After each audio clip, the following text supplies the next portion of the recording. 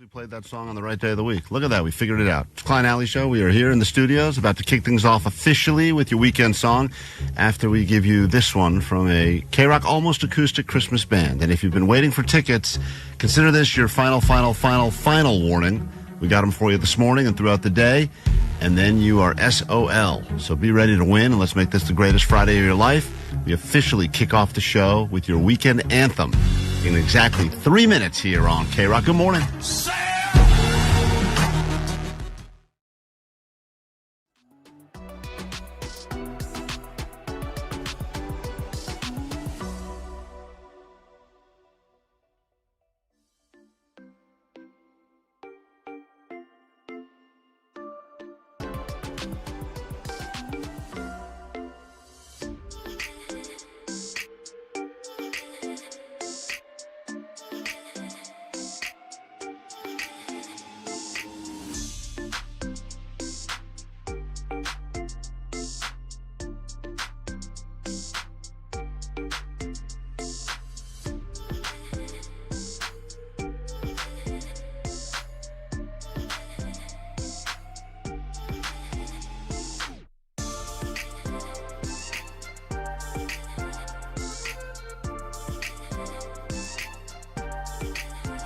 Goes to a pawn shop near where he lives in Highland Park, and this is where we met Mama, and then we met Mama, and then we met Nonya, which we think could Nonya, and then we also met Krala.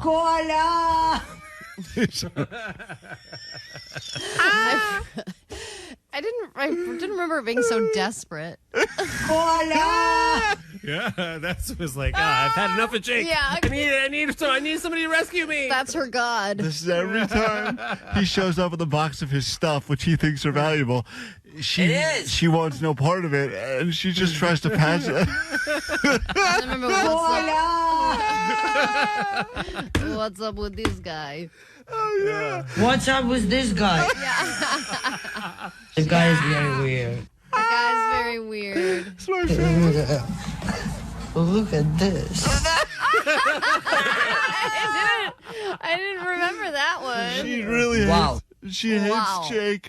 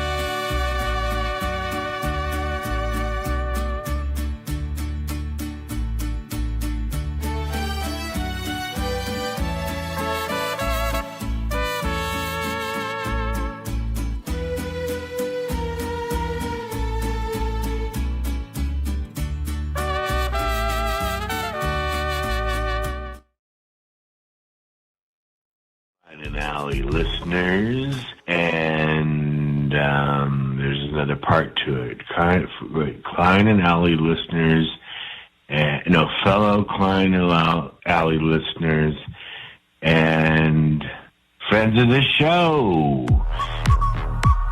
You know this song, sing along. Let's do it. You got dongs. Oh, she has opinions. Yeah. It's not about that Monday, Tuesday. No one cares about Wednesday. Thursday. Forget that noise. That was sick. For the weekend. Are you ready for the rear end? Are you ready for the weekend? Are you ready for the rear end? Monday, Tuesday, Wednesday, trash. Thursday, Friday, forget about that. Friday, Saturday, where it's at. It's Sunday, sleeping in, eating brunch. What was I gonna do? Survey says wrong, bitch. I'm gonna go to bed, and I'll see you guys tomorrow. The beach or hit the mall. Go out with friends, do nothing at all. Sleep in, watch movies, read books. Anything goes, just take a look. Are you ready for the weekend? Are you ready for the rear end? Yeah. The weekend. Are you ready for the rear end? No. Are you ready for the weekend? Yeah. Are you ready for the rear-end? No. Are you ready for the weekend? Yeah. Are you ready for the rear-end? No. Are you ready for the weekend? Yeah. Are you ready for the rear-end? No. The better angel, he said, we must address the council and address the better angels of our nature. And we do well to remember what else he said. He said, we're not enemies, but we're friends. It's in the part of the Civil War. Klein Alley Show. 106.7 KROQ FM in HD Pasadena, Los Angeles, Orange County. This is the world famous KROQ. What a beautiful speech. Yeah. Good morning and welcome to your weekend, the eve of KROQ's Almost Acoustic Christmas, so everyone should be in a better mood, unless you're one of these people who's waiting around for tickets. Well, we got them for you this morning. VIP, on the floor, everything you could possibly want for. The only catch is you're stuck with us for the next 1, 2, 3, potentially 4 hours. Yes. I can't wait for the game we're going to play for the Acoustic Christmas tickets. Which one is today? I already forgot the schedule. Well, you guys were always talking about how, during the week we should lead up to, like, the biggest, hardest contest that we were going to do, and I thought we were going to do Name That Toot. No, we're not doing Name That Toot. What? No, not We're today. not doing Name That Wait a Toot? minute, I was not in the room when Name That No Toot one was. pitched. This is Omar having his own meeting with himself, and then, of course, It'll be fun. trying Come to crowbar his idea into the show once we go Jake, live on what the do you air. think? Do you think Name That Toot would be funny? We talked about this. I'm all down. Yep. So Is anyway, it just naming Jake's toots, or is it everyone else? Yeah, you had to guess what I had for lunch. Oh, Jesus. I saved it for a whole I'm week. going to say whatever you found on the table sitting here at work for the last 3 weeks. That's only Monday and Tuesdays. Right. We have this, brilliant artist on Spotify that I came across earlier in the week, sent to me by a listener. I think he goes by the name of Mr. Farts, and he has a Christmas record, and I'm just going to play some of his Christmas jams. Do you guys want to take a stab at one right now? Can we name that toot? Can you name that too? I hope it's Silent Night, Omar, and you don't play anything. A choice? That's what I hope. Do all the songs no. have? Do all the songs have Christmas song Of with course. fart Yes, they're all twist? Christmas songs. Yeah, they're all Christmas records. No, yeah. but like the names too. Remember there were the... No, they do, but I'm just going to go ahead and give you credit if you get the just the staple name of the song. of the song. Yes. Okay. This is probably the hardest one. Now I'm interested. See, I went from hating this to now I'm interested. Omar got me just because I want to guess the song. I'm going to say if it's Omar, it's going to be the Mele Kalikimaka, the Hawaiian Christmas. But farts. But farts. Here we go. Listen to this.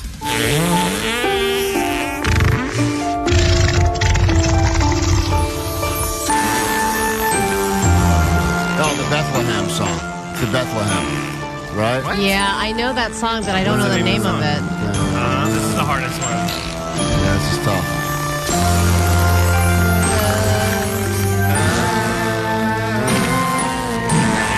The one that we can agree on is that Mariah Carey. Jesus would be proud. That's all we know. That's the one thing we can agree on. Okay, thank you, Omar. Wonderful. Fats. So anyway, we're not doing that later on today. Kings. Oh, Three Kings. Right. Yeah. What's the biggest hour we have here? The 7 o'clock hour. So look for that in the 7 o'clock hour. Get ready, nonstop. Yep. Bring back the banger bus just for that. We got a lot going on today on the show, believe it or not. In fact, I didn't want to tell you what we have in store for you today because really you should just listen to every minute of the show. And if you can give us 4 hours, we can make your life instantly better. Can we? No, probably not. Based on what we just heard, I would imagine that's not the case. How dare you, sir? The Chili Peppers, I cannot believe they have to follow Mr. Farts on KROQ.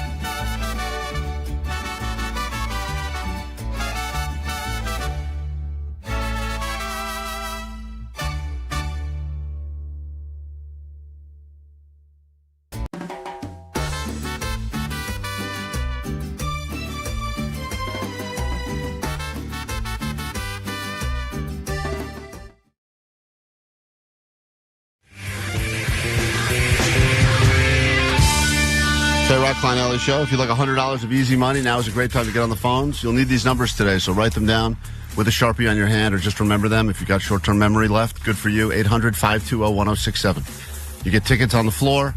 You get VIP access to the Pepsi party. And what else, Allie? A Vizio soundbar. Oh, yes.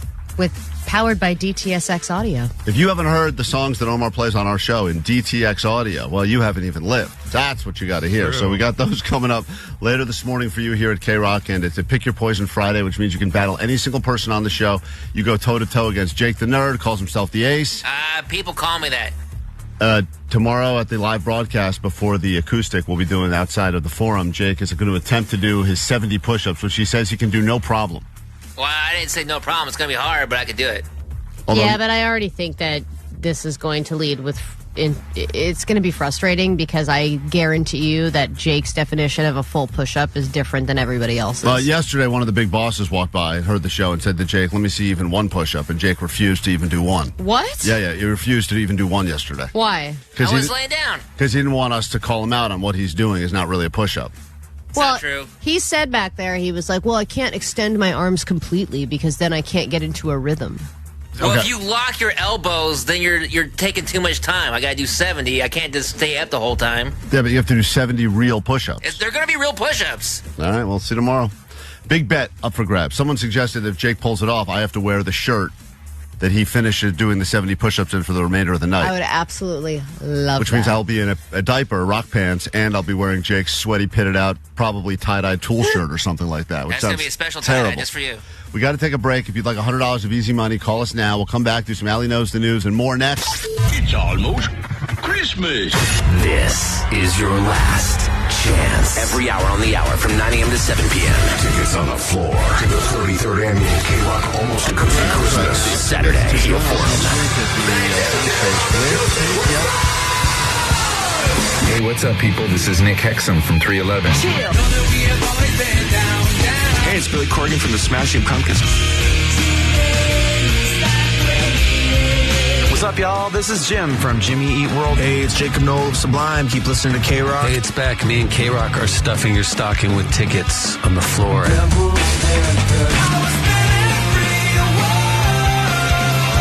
That's when things got out of control. Franz Ferdinand, AWOL Nation, Linda Linda, Baby. We get kinky sometimes.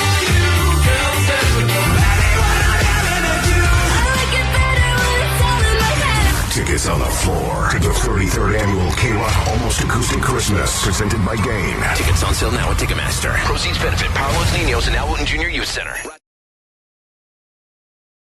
Up for grabs right now. Tickets to join us next week at the Sound Space with Cage the Elephant. Allie and I are going to be hosting that one. It will be a good time, a good hang. I think usually we feed you, then you get the intimate performance, and the band is Cage the Elephant. Not only great musicians, but funny guys as well, those Schultz brothers. So I can't wait for that. We will be doing that next week. Get you in if you succeed in this challenge called Netflix or Notflix. Not! Real descriptions about real things that are actually happening on Netflix this month as we're entering a brand new month, the month of May, but also ones we've made up. And if you think about some of the stuff that they're promoting heavily, they sound made up. If I were to tell you, Allie, they're going to do a roast of Tom Brady and they're going to call it the GROAT, the greatest roast of all time about the GOAT, you would say that sounds like one of your dumb things, Klein. But that is actually happening on Netflix, and it's happening on Sunday live. And we're actually really excited about it. I can't wait. It's at the Forum. I think I'm going to go. Actually, I think I'm going to go to it. But you are? I'm attempting. It's not easy. I mean, it's not. How do you go? You just show up? Yeah, we can buy tickets. Tickets are for sale still through like Ticketmaster. Oh, I would think something like that would sell out immediately. It's a lot of it's already sold out. But I'm planning on trying to go. Want me to call Nikki Glazer for you? No, because she doesn't know who you are. I'm just going to say, Jake. Hey, do you remember me? I need a favor. Yeah, You're planning on trying to go? I have an attempt to go to the thing on Sunday. I think it's... What kind of weak sauce commitment is that? I can't wait. What I can't wait for is for Klein to actually get tickets to this and then not go. I will go. Yeah, that's what's going to happen. I'm going to the GROAT. And then he's going to be like, does anyone want to go? I can't go. And then one of us will go. Yeah, And then Johnny will be like, I went to this roast of this old guy. All right, I try to not get too excited about things because whenever I get really excited and commit to doing something, it never ends up happening. So I'm just trying to just say I hope I can go, but Klein will be at a play or my Disney kids, on Ice. There's something going on I don't want to be at. Trust me. Anyway, that sounds made up, but it's real. And then there's Unfrosted, a story about the creation of the Pop-Tart. Also sounds completely made up. That is also real and happening on Netflix this month with Seinfeld. So I think that comes out this Friday. weekend. All right, let's get to it. It's time for Netflix, Notflix here. KROQ, I will describe a show. You tell me if it's real or did we make it up. We start with Jen in Koreatown. Hi, Jen. Welcome to KROQ. Good morning. Hi, guys. Good morning. Free dibs. Sweet dibs. Here we go. Because you're in Koreatown, I will give you this one. A Singaporean tycoon, an Italian luxury brand heir, and a Pakistani noble, and more explore the lavish lives of the super rich individuals living in Korea. This is called Super Rich in Korea. Is that Netflix or is that Notflix? Oh, my God. It's Netflix. Sounds like maybe it's a Netflix show. You think that's real? Super Rich in Korea? You are in Koreatown. You would have the advantage here. Let's find out. It's the title that gives it away. Super Rich in Korea is not clever and very on the nose. Yeah, they don't have a clever title department over there anymore. That debuts May 7th, and they do love anything that is either super rich or super poor. And then they love extreme. They love the extremes. Or someone who was rich and then poor, or was poor and then rich. Jen got hers right, so we start with a winner, and hang tight. Everyone who gets theirs right, Allie will pick one of you at random. You'll get to go to the Cage Elephant Show. We move on and say hi to Dylan right now in Los Angeles. Dylan, welcome. Netflix or Notflix? How goes it? I'm good. 100 piñatas filled with everything from penny candy to $100,000. Blindfolded contestants bash for cash in this high-stakes piñata game show called Winyata. Is that Netflix or is that Notflix? There's no way that's real. I'm going to say Netflix. Why are you saying there's no way that's real? Sounds like an amazing show. Allie, people are bashing for cash? Is that what they said when you pitched it last week? That's right. Not! Winyata is not real. Damn it. Thought we'd get him on that. But I picture all of these shows coming up on your feed and you'd be like, whoa! Yeah. I gotta watch Winyata! Guys, Season 3 of Winyata came out, guys. I've watched season 3 of Is It Cake twice already. Okay? And I'm fooled still. I know now which one's cake, and I still watch it again. Tim, Santa Monica, welcome to KROQ. How goes it? Good. Sweet dibs. Sweet dibs. In a world of AI, do we even stand a chance as humans when it comes to dating? Will our single suitors be able to determine and decide who is real and who is a robot in a blind dating battle where some contestants are human and others are AI technology? This is Robomantic. Is that... Is that a real... Oh, new season of Robomantic. Is that Netflix or is that Notflix? I got to say that's a really good premise, but I'm going to go with Netflix. God damn it. I thought... Not! Right, whatever. I thought this game used to be trickier. It never used to be tricky. Hey, Allie. It used to be trickier. Allie, what? Nothing. Dylan got his right. You saved all your good ideas for the paper. In front of you. Tori, welcome to Netflix or Notflix. New month, new shows. Let's go. What, you ready? I'm ready. Okay. A film crew follows 2 leopard cubs as they make a fascinating journey from infancy into adulthood in this up-close and personal nature doc called Living with Leopards. Nice. Sounds pretty informative. So I'm going to go with Netflix. Sounds interesting and informative. It's a real show. That debuts May 10th. It's not called Three of Cubs or whatever crappy pun that's name a you great want to name. make. I'd definitely watch Three of Cubs. That's so good. They'd have to gamble, though. All right, listen, I feel like you guys are mocking me with the fake shows, so it makes Rico... Let's continue mocking. Rico, give it one more chance, and then we must move on, because this is stupid. Right? We all agree it's stupid? Uh-huh. I like it. I like it too. Thank you, Rico. Dating show... I hate it. I'm out. Thank you, Mark Cuban. That's a successful show.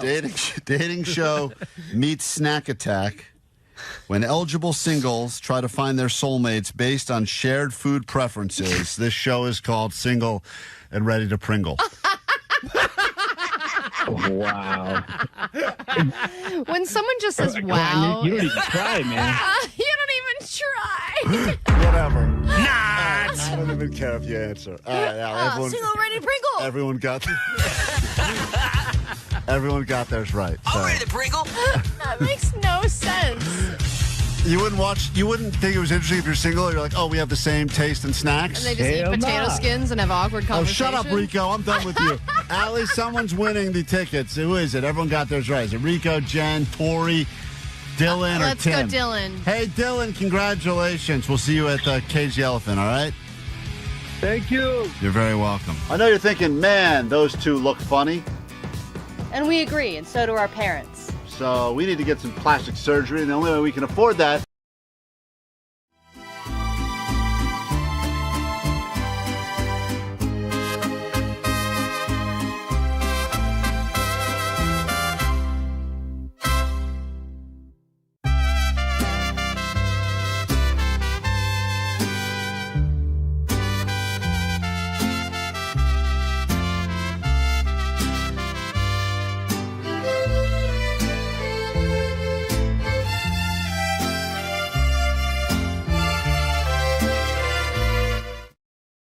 Forum tomorrow. Buy yourself some drinks, some snacks, and here we go. She rarely changes outfits and rarely showers too. Let's find out if Allie knows the news.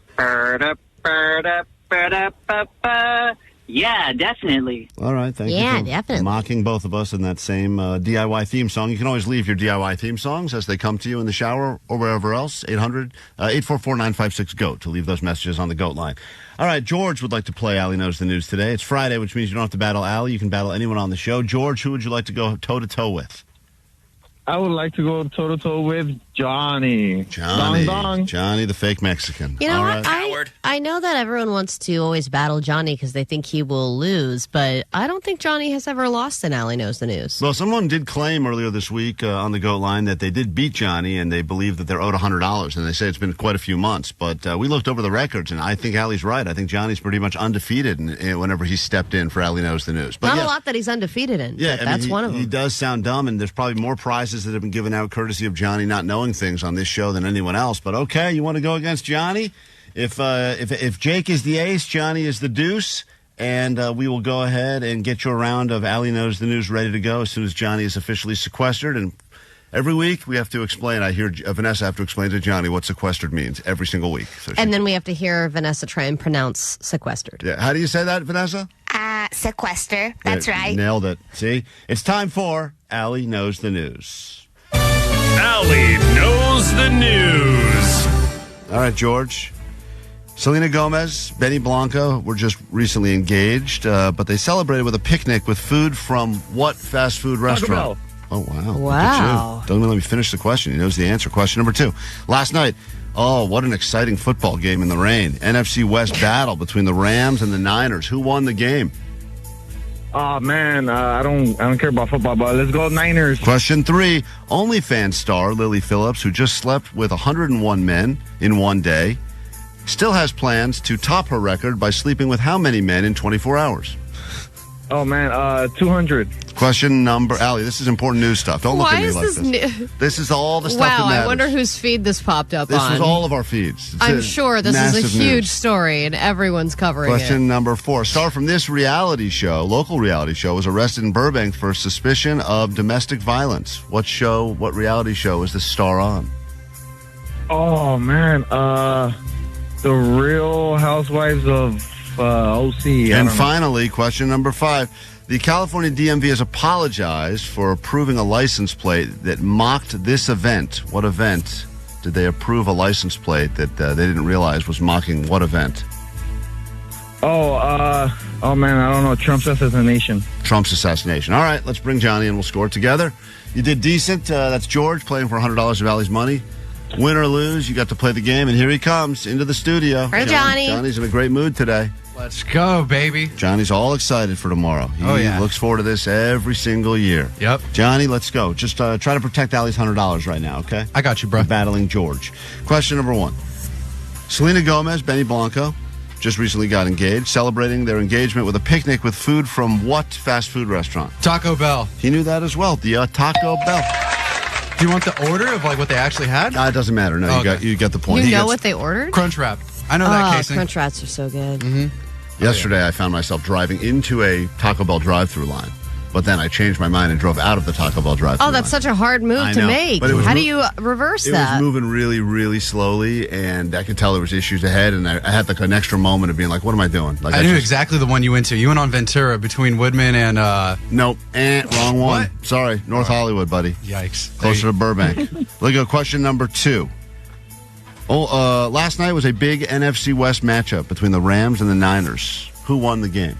Rams, baby. Yeah, the Rams are on a bit of a streak look at me now. when you say it. Yeah. They won 7 of the last 9 or something. They are making their way. I don't want to mush anything, Allie, but they're having a nice little run here. We go to question number 3. Yes, their run is so nice. It's never going to stop. Yep. There we go. Johnny goes up by 1. Question 3. OnlyFans star Lily Phillips, who just slept with 101 men in one day, says she has new plans now to sleep with how many men in 24 hours? It's her new goal. 1,000 men. Wow, that is the correct answer, by the way. It's a big story. Johnny, how did you know that? It came up on my Instagram Yeah, feed. it's all over. Yeah, I'm telling duh. you. Allie, it's coming up on your guys' Instagram feed. We're You know guys. whose feed it did Everyone not knew. come up on? Mine or any other woman's. Hold on. Let me ask you. Jake, did you see this story? Yeah, I saw it. What is Yeah. Omar, did you see this story? I did not, actually. Oh, okay. All right. Well, if Omar didn't see it, then it must not be big. His is all just ads for gardening stuff. All right, we got a question. A lot of Home Depot and Lowe's stuff. A different hose. Different host. Johnny goes up by 2 with 2 questions left. Here we go. Question number 4. A star from this reality show, local reality show, was arrested in Burbank for suspicion of domestic violence. I know this because my friend told me. They're neighbors. The guy from Vanderpump Rules. That is correct, Johnny. The British DJ guy. Yeah. And we go to final question now, and I don't think there's a comeback in your future, George, but thanks anyway for playing. The California DMV has apologized for allowing a license plate to be made that was mocking this event. What event was being mocked in license plate form? It's got to be 9/11. 9/11 jokes. Or, all right. Yeah. You're wrong. Are what? Hilarious? Is that what you were going to say? I didn't say anything. 9/11 jokes are what? The 9/11 jokes are not good. Not good. No. They allowed a license plate that mocked the attacks in Israel on October 7th. A license plate that said LOL Oct 7. That was a license plate that got approved. All right, George, you put in a decent effort. Unfortunately, Johnny beat you, and once again, Johnny remains undefeated. He is the real ace. I think we should steal, just like Jake wanted to be the audio Oh my sniper. God, Johnny's the double ace? I think Johnny's the ace. Ooh. Johnny, you're the ace, dude. Hey. You are done, Ace son! game. You're Let's the go. ace. Yeah. He made an A with his fingers. It solidified it, Jake. What do you want to shamefully admit, George, over the airwaves of KROQ right now? Go ahead. This is George from Glendale, and Johnny the Ace knows the news. That's right. He's the ace. Omar's the audio sniper. Johnny's the ace. Jake, you got no nicknames, dude. You're the deuce. Such crap! You are such crap. That's a good nickname. That's Jake, such crap in the next room. We got lots going on this morning at KROQ.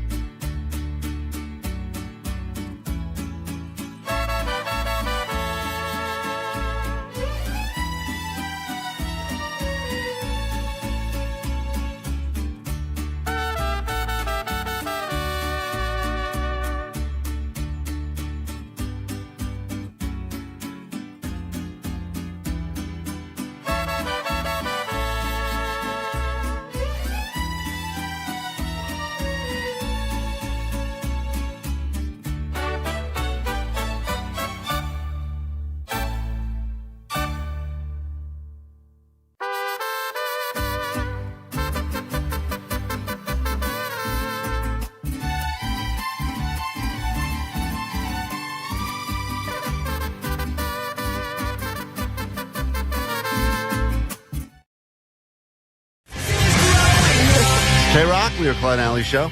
You know, Things are important, Allie. Yeah. No problem. rules. Yeah, I didn't realize. Allie was asking a question, which is a fair question to ask. And if you got anyone, well, let's try to clean this up as much as possible. But pretty much, what counts? Allie was asking this woman, this OnlyFans model, whose quest is to shatter her own record and try to bed 1,000 dudes in one day. Allie was asking what counts as sex, and Omar like seemed if she to was know. going to bump it up to 1,000, then what does that even entail? Like, does everyone have to get there? Yeah, the gentlemen have to complete. Yeah, they have to close the. They have to close the gap. I'm assuming there's fluffers involved. Right? Yeah, a lot of fluffers. Gotta be. Yeah, they're the unsung heroes of that whole world. Of Absolutely. the fluffing community, because they Wow. do a lot of the manual labor, the hard work up front, pun intended. And by the way, the gentlemen have to be somewhat talented too, because you know what I mean. They got to kind of. How do perform I say this? under pressure? Perform under pressure, but also also you know what I'm talking about. Yeah, you got to be able to. Yeah, okay, right. yeah. Get there quickly. Yeah, all that stuff. Well, But- on time and stuff. You know. Yeah. Oh, thank you. So then are the fluffers, like, at a hair salon, like the assistants that are sweeping up the hair in hopes to be the the hairdresser one day? In this particular case, they also have people there sweeping up hair. But yes, that is they're like, I'm just a porn star in training. I don't know how it works because this woman is not. We should get her on, by the way. Yeah, she did. It's easy to get her on. Yeah, I mean, also probably difficult to get her on right now as well because she just did. The reason. She's in the hospital, right? Right, she just did. She just did. No, I'm just joking. It's like, stop it! I get being career driven. Look, everyone's got goals for 2025. This is hers, and it seems like a crazy jump. Like, you remember when Elon Musk all of a sudden one day was like, I'm going to buy Twitter. And then he kind of felt like he had to follow through on it because he made such a big public stink about it, even though he didn't really want to buy Twitter at the time. I think he was just saying it. And then everyone's like, oh, the guy's going to buy it and he's got all the money. She made some claim, this woman, like, my goal is to sleep with 1,000 guys in a day. Mm-hmm. Oh, great, that clip is going to come back to bite me in the ass. And for whatever reason, everyone was like, that sounds fascinating. Because there is something. For whatever reason, every guy was like, prove it. But then she also apparently opened up, anyone. Yeah, she opened up. Anyone was eligible to be one of those. Like, any guy could submit to be one of those guys. And wouldn't you want to, you're probably going through and saying, yes to this one, no to this one. Wouldn't you want to pick people that, can't get that lucky on a regular basis? I don't think when you're going with that quantity, I don't think it's a quality thing at all. Really? You're just going for perform? I'd have to imagine. But I mean, that's just I would want that guy, like a Jake, somebody who hasn't had sex in like a year, right? And it's like, wow, I was one of the 1,000. No, but he's gonna make a giant mess. I don't think you want that. Yeah, you don't want that. At also, all. I wonder how you pick your spot in line. Like, who gets dibs on first? Yeah, I think being first would be kind of cool. Rock, paper, scissors, I guess. Between all of them, right? Except it's not rock. It's another word that sounds like it. Imagine going last probably sucks. Last, at least there's a little glory to it, but that's kind of like being at the end of the human centipede, right? You don't really want to be last. Yeah. So, but I once again don't know what number. I don't think anyone's like, oh, sweet, 693. I don't think anyone's excited about any of those numbers. I mean, they're probably also not putting that much thought into it. All they're excited about is the act itself. And she's got to be attached to an IV. I mean, she's going to be so dehydrated, right? I mean, yeah. I just don't understand the enjoyment. Obviously, there's a wow factor. There is none. There's a wow factor to it. For her, there's got to be zero enjoyment. Although it's a goal she wants to achieve. But also to be the one that's memorable out of 1,000. Because I'm sure they're all just going to run together and she's not really going to think about it. Well, but to be like, wow, that one. She just did an interview because she just did 100. That was her warm-up day, I guess, or her cheat day or something. Not a cheat day. I don't know what it's called. Day. She did 100 and she claims. It's those guys, Kobayashi and right, Joey Chestnut, how they eat lettuce. Right. Exactly. Right. This is her eating lettuce. Yeah. So she did 100, but she claims she doesn't really remember any of the. She says she remembers 8 of them. Oh, 8 of them of the 100. See, yeah, dude, and if you were one of those 8, wouldn't you feel amazing about yourself? Allie, as a lesbian, look at this woman. Do you think she's attractive? Do you find her? Do you see what she looks no. like? Type in, what the hell's her name? Hold on. Lily something. Lily something. Type in Lily something. See what comes up. Type in Lily 100. Yeah, you'll find her. I'm just curious as to. It's not your type, I bet. Nope. Yeah, of course not. Too pretty. Oh, too pretty for Allie. Well, just too done up. No. Oh, you. That's nice. Put a bag over her head and then call me. All right, well, congratulations. As you start I don't see any stubble on her chin, guys. As you start talking about your 2025 goals, just remember there's a woman out there who's got a goal. She's going to achieve it, believe it She's or not. got a goal and a hole. There's a really feel-good story we'll have to share with you next on KROQ.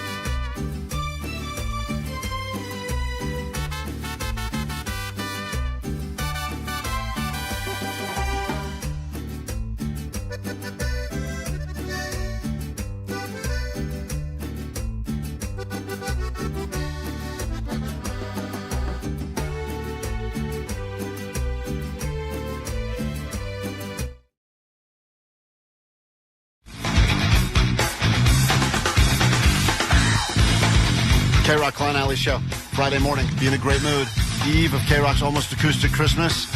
Some additional seats were released as the production hold was lifted, which means you could maybe get a seat or two. I saw some singles. I didn't even see a lot together, but check it out at Ticketmaster.com. Win them from us this morning. Couple of chances to win. 9 a.m. we'll get you on the floor, and sometime before then, we will give you your last pair of VIP floor tickets to KROQ's Almost Acoustic Christmas. Hey, Gabe, quickly, and then we got a feel-good story that will give everyone goosebumps. I promise you that. What's up, Gabe? Hi. So I had a little bit more information on the Lily Phillips. Wow, shocker. Okay. That's what everyone's on the phone for now? I also learned... Go ahead, Gabe. You're an expert in the field, yes. So they did an optional STD test, and whoever came out clean on the STD test got to go in line first. Ah, got it. So, and then, wait, hold on. And then people that failed the STD test just got to the back of the line? I don't know. Okay, that sounds like a terrible system. You can still come through just later. Listen, you're going to be 18 instead of 6, but you can still do it. If you're a virgin, you go first. Yeah. Does it depend on the STD? I don't know. Great. Thank you, Gabe, for that knowledge. See, Allie, I told you, big story. Everyone knows about it. You're the only one who didn't know about it. I guess I am. And, I do have a lot more questions, ironically. This is maybe the feel-good holiday. All kidding aside, this is not sarcasm. This may be the feel-good holiday story of 2024. It involves a listener to the show, but really more importantly, it involves the concept of community. What's up, Klein Alley? It's the Bud Light Bros. Hey, real quick, we just wanted to share a Friday Flex / Almost Acoustic Christmas miracle. This is miracle? an almost acoustic Christmas miracle. And I think that is worthy of taking at least 2 minutes to listen to. Almost acoustic Christmas miracle. So after trying for weeks to score tickets to Almost Acoustic, we were pretty bummed out from trying and not getting through. A lot of people feeling that way right now. They say, I look at my phone, look, I've called KROQ 5,000 times, haven't won one ticket. But out of nowhere, a ray of sunshine came to my DMs. A fellow listener hit me up and said that she had tickets, but her friend won better tickets. Listen to this. Somehow, through the power of connection, a listener that knew the Bud Light Bros, are big fans of KROQ and like going to events, said, I have tickets, but then my friend just won tickets on the radio. So now I have extra tickets, which is what I've always been saying from the beginning. Get the extra tickets. You'll be able to get rid of them if you win them. So she was going to tag along with her, and then she wanted to give us the tickets. So we said, hell yeah. So long story short, I'm sure this girl had family or friends that she could have gave her tickets to, but she thought of us, the Bud Light Bros. So we just want to say thank you and give a huge shout-out to Michelle from Huntington Beach. So we just want to thank her and give her a huge shout-out for hooking us up with those tickets. Because of her, we'll be out there at Almost Acoustic. We'll be at the pre-show waving our Klein Alley Show flag, high and proud. And if that's not a feel-good story, I don't know what the hell is. That's the community that we're building, guys. It's beautiful. Fans coming together in full support of KROQ and Klein Alley Show. Anyway, we can't wait to hang with you guys, the KROQ staff, and all the Klein Alley Show army. And that includes the net bangers. Bud Light Bros. It is what it is. Love you guys. Sweet divots. Oh, beautiful call. I'm going to cry. That's so beautiful. I mean, with a lot of the hard years that people have had in 2024, it's just nice to think that two random dedicated alcoholics can get free tickets to a show. That is what the spirit of the season is all about. Absolutely. We take a quick break. We're back with more show, your ADD news, and your tickets next. Just a friendly holiday reminder that mistletoe is poisonous for dogs and careers. I learned my lesson, HR. Never again. Sorry about that. Klein Alley Show. KROQ.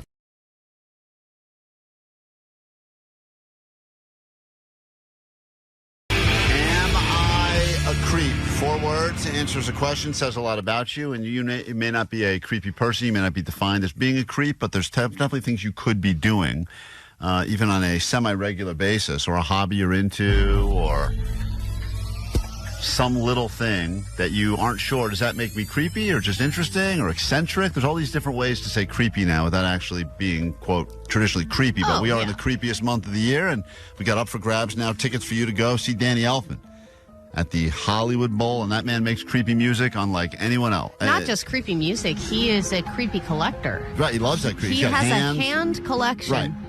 Like, yeah, if he was not Danny Elfman, the Danny Elfman we know, but he was just called, be like, yeah, I have a collection of human hands, and I collect them, and I love them, and whenever I go to new countries, I see if I can buy some hands. I look, that's a nice hand. I wish I could buy those bones. Right. Yeah, we're Dead Stuff Bros. Arguably, you would say that's creepy, and congratulations, you're a creep, at least in terms of that. So you give us the question, something you're into, and we'll make a determination, and someone's going to leave here with tickets to that show. Go ahead, you're on KROQ. Let's say this person, on occasions when they go out with a girl and they end up making, coitus or whatever, they asked if they could keep the woman's underwear and keep them as kind of like tokens. And this is a friend, right? This is someone you know. It's definitely not you. Sure. Trace this number immediately. They're usually down for it because, I usually wait till, after we have sex and, it's, I don't know, we're just chit-chatting or whatever. And I'd usually only ask if it's, after I think I did a good job. I'm going to say... Creepy. Yeah, collecting underwear in general is creepy. I don't think there's any world where it's not. Also, he referred to them as tokens. Yeah. Which I find, I feel that to be. I think it's a huge problem. But also, if you're a woman, wouldn't you be annoyed? I know you can buy a ton of underwear. I know Victoria's Secret always 10 pairs for whatever it is, $20 or whatever. But I feel like it would be annoying to constantly have to get new underwear because guys you slept with want to keep your underwear. You're like, all right, just take them. You have to get another I don't know. $5 for $10. All right. But I also think Jake even calling sex manifesting could be considered creepy. Yeah, this by guy a called lot it of people. coitus, so that's kind of creepy. Jeanette, yes. Welcome to Am I a Creep on KROQ. What is it that you do? Hi, I started collecting taxidermy. And what made you start collecting dead animals? Oh, I have my emo daughter, and she's all into that stuff. Okay. And so I thought it was pretty cool. And did you start small with like squirrel and work your way up? Like, what's the biggest one you have? Well, we had a cat who we had for like 14 years, and we actually did that to him. His name was Boots, and that was her like pet. So where is Boots? Well, we started with butterflies. Oh, my mom doesn't allow them in the house, so we keep them outside. You keep Boots, the taxidermied cat, outside because your mom thinks it's weird to have the dead stuffed cat inside. Right. She's super creeped out about it. All right, This coyote's like, God, why won't it die? so disappointed So every easy time. to catch this thing. I think so tough. All right. So does that, and you've now gone from cat to butterfly to anything else in your collection, or those are your two? She's got some bugs, but the major one is Boots. Our cat. Yeah, Boots. I feel different about Boots though, because Boots. At least that was your cat. Was it your cat? We'll continue with these calls and your texts. That is the topic. Think about your life. Do some taking stock right now. Give us a call, 800-520-1067. Am I a creep? We'll give away some tickets next. Klein Alley Show. KROQ, the world famous KROQ.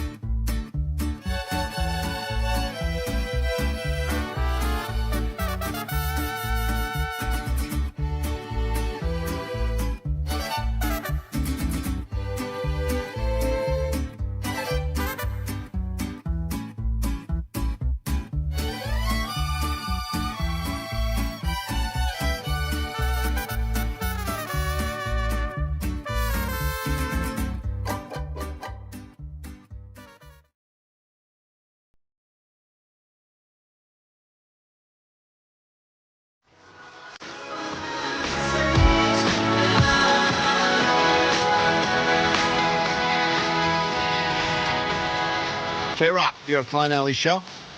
It is Friday morning. We got your final pairs of tickets for K-Rock's Almost Acoustic Christmas happening in 24 hours at the Kia Forum. And before we get into your first round of ADD news, a lot of times Allie has to hear messages on the goat line mocking and making fun of things like wonky legs and lazy eyes and everything else, giant five heads.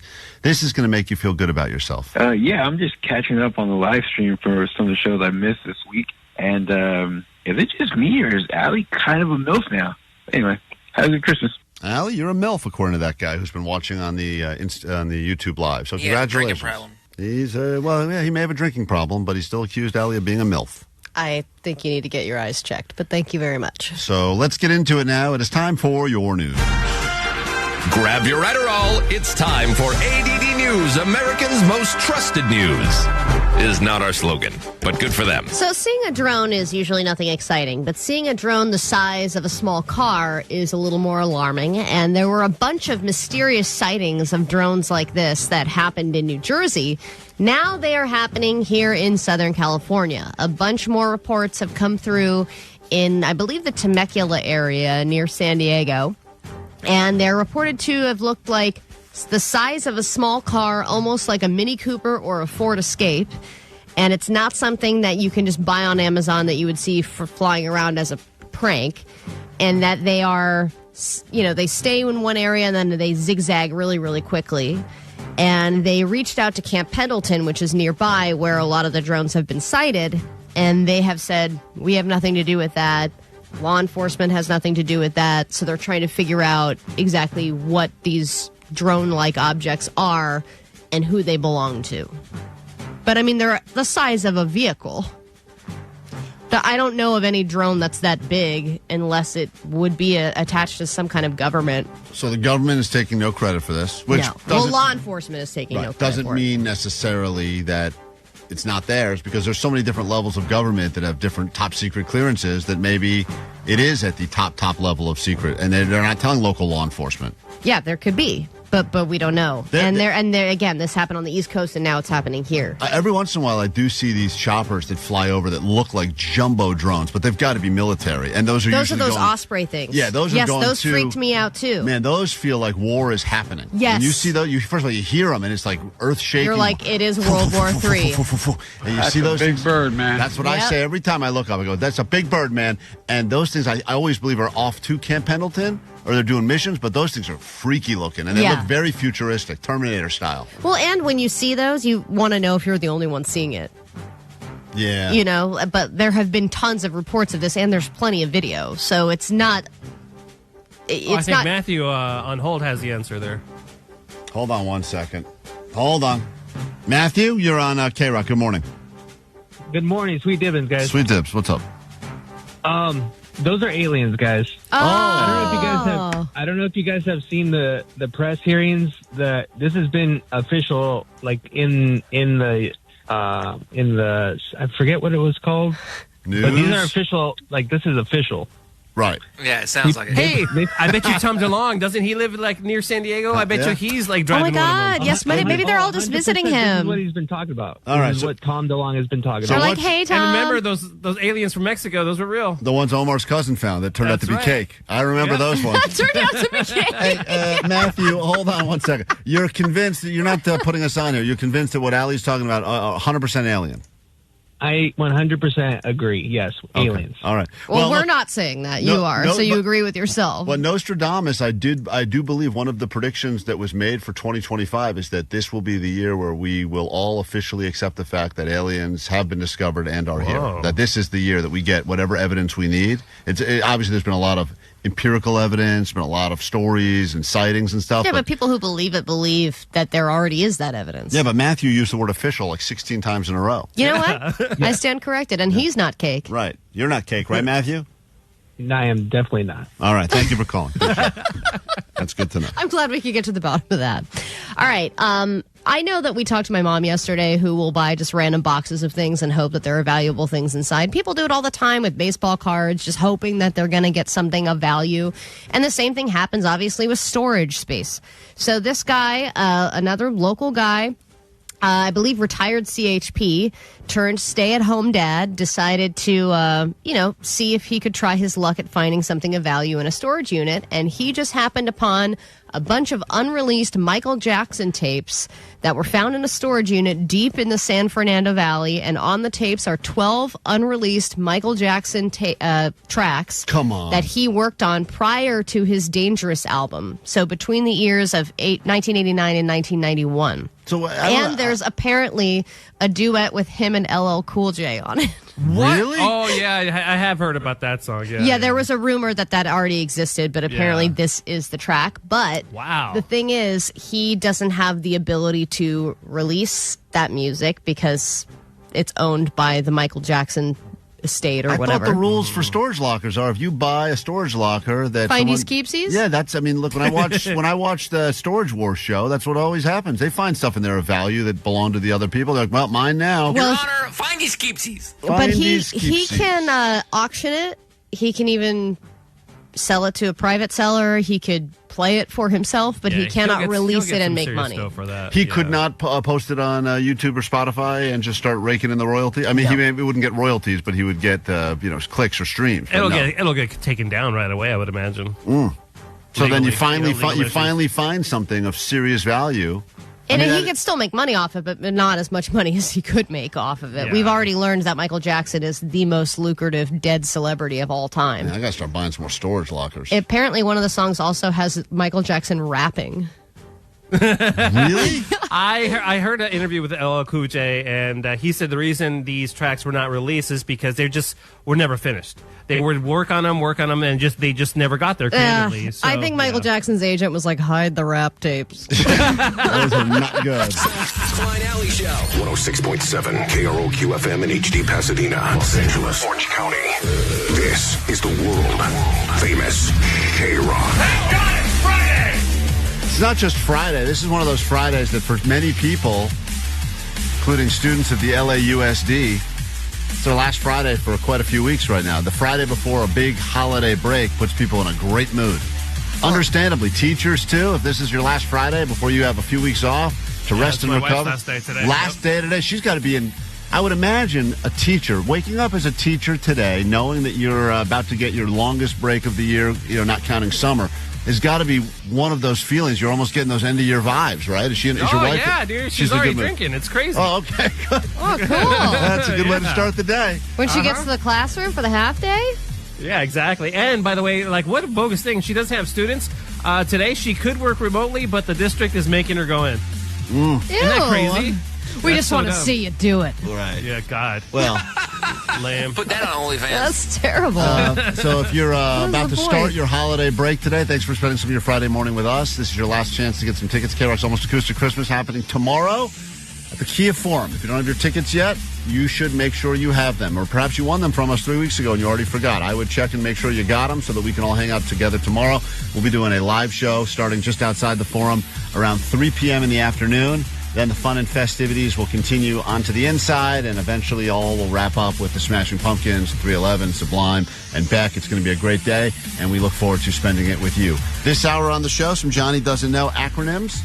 I thought he knew. I thought everyone knew when we said we were giving away VIP tickets what VIP meant.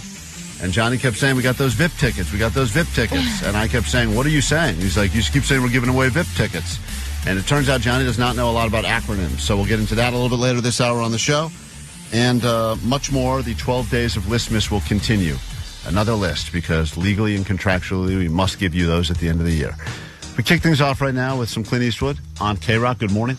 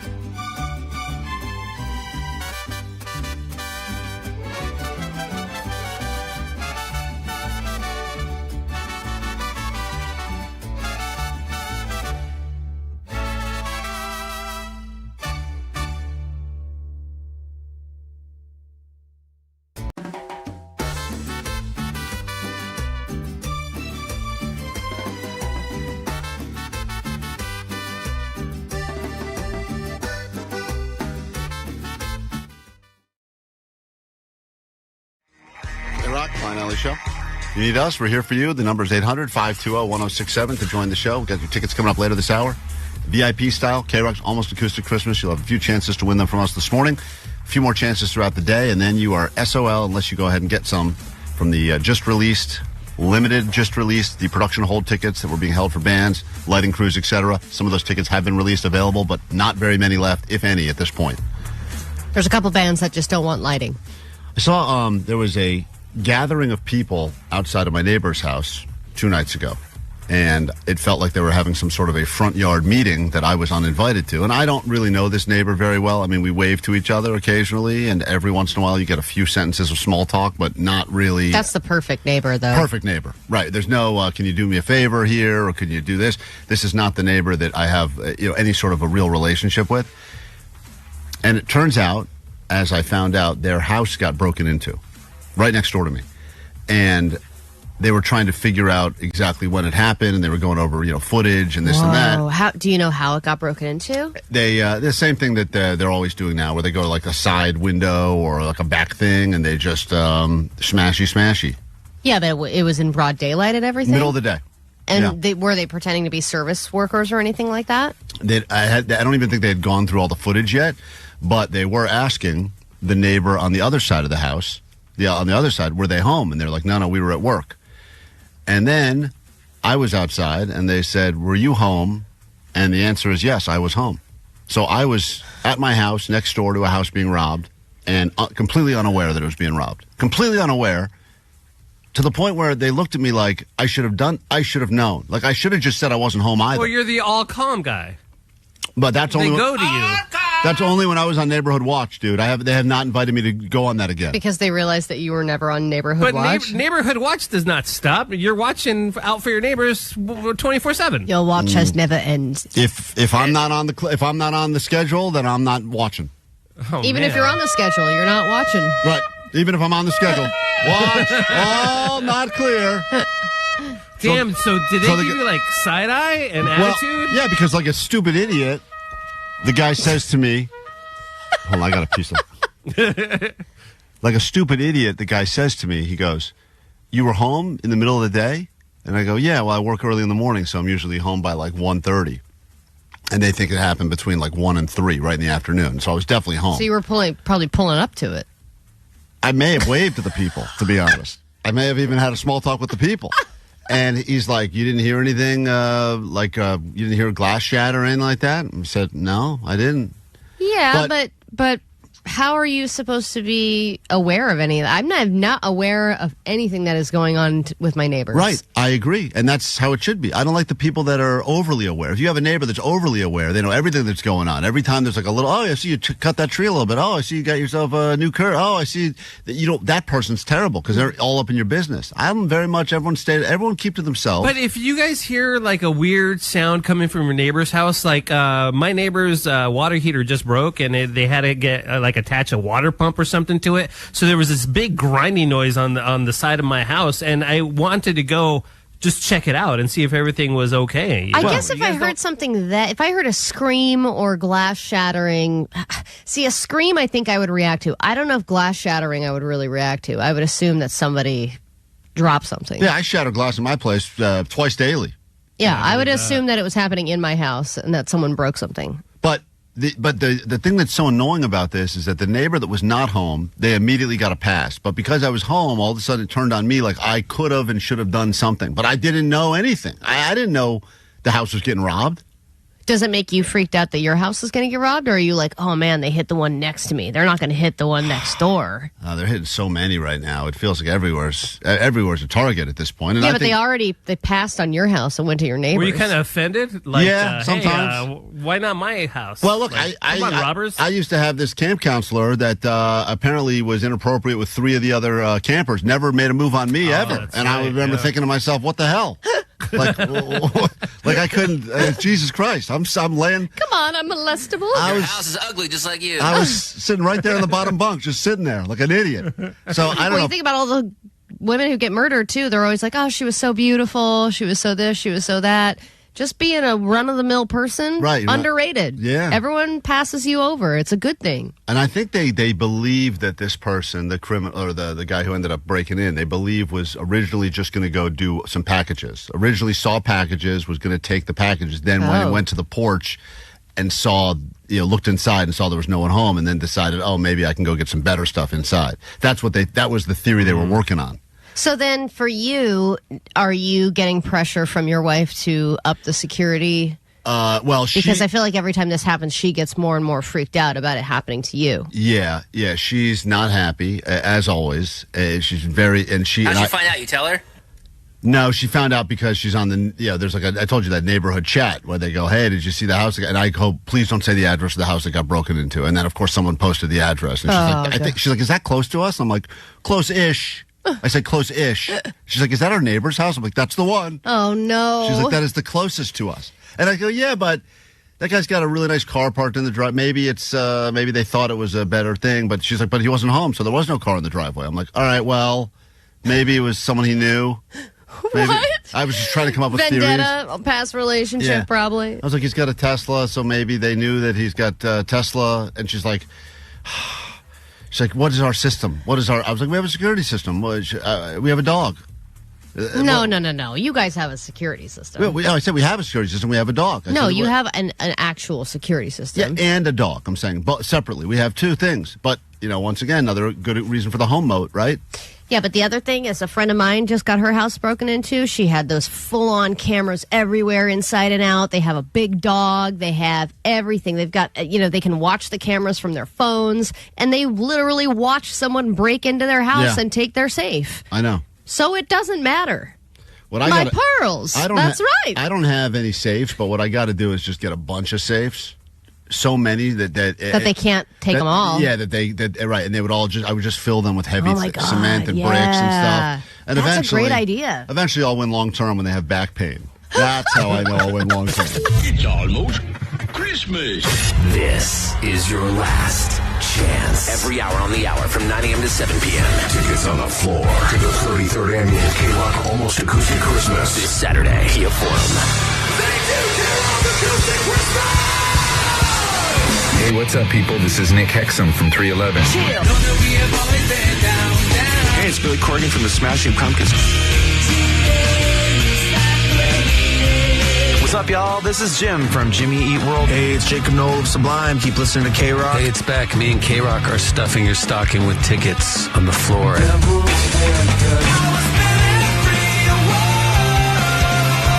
That's when things got out of control. Franz Ferdinand, AWOL Nation, Linda Linda, Baby. Yeah, we get kinky sometimes.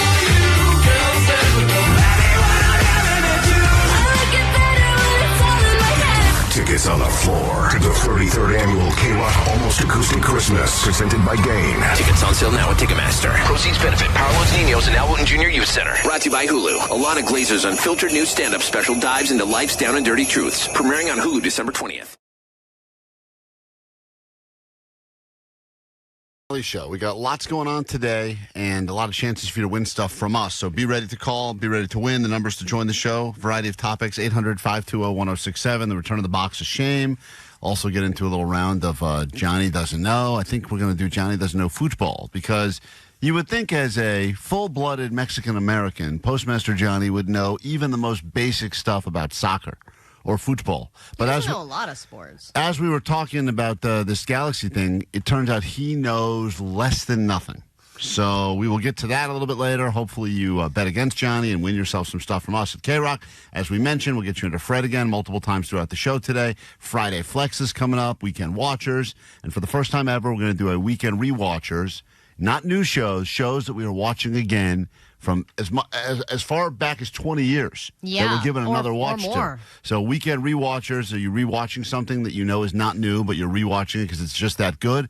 We'll get to that later. And as we mentioned, any dad advice you've received in your life could score you something. Speaking of Father's Day, Allie, this was a question on the GOAT line for you. I was just thinking to myself, if Sunday, Father's Day, was the Throat Goat's busiest day of the year, Allie, can you ask your mama, please?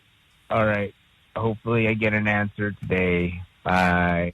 That's a serious question. As the original throat goat, Allie has 4 dads because your mom keeps upgrading. We use that theory to assume 3 of them are my mom's dating history. The other one is a father-in-law.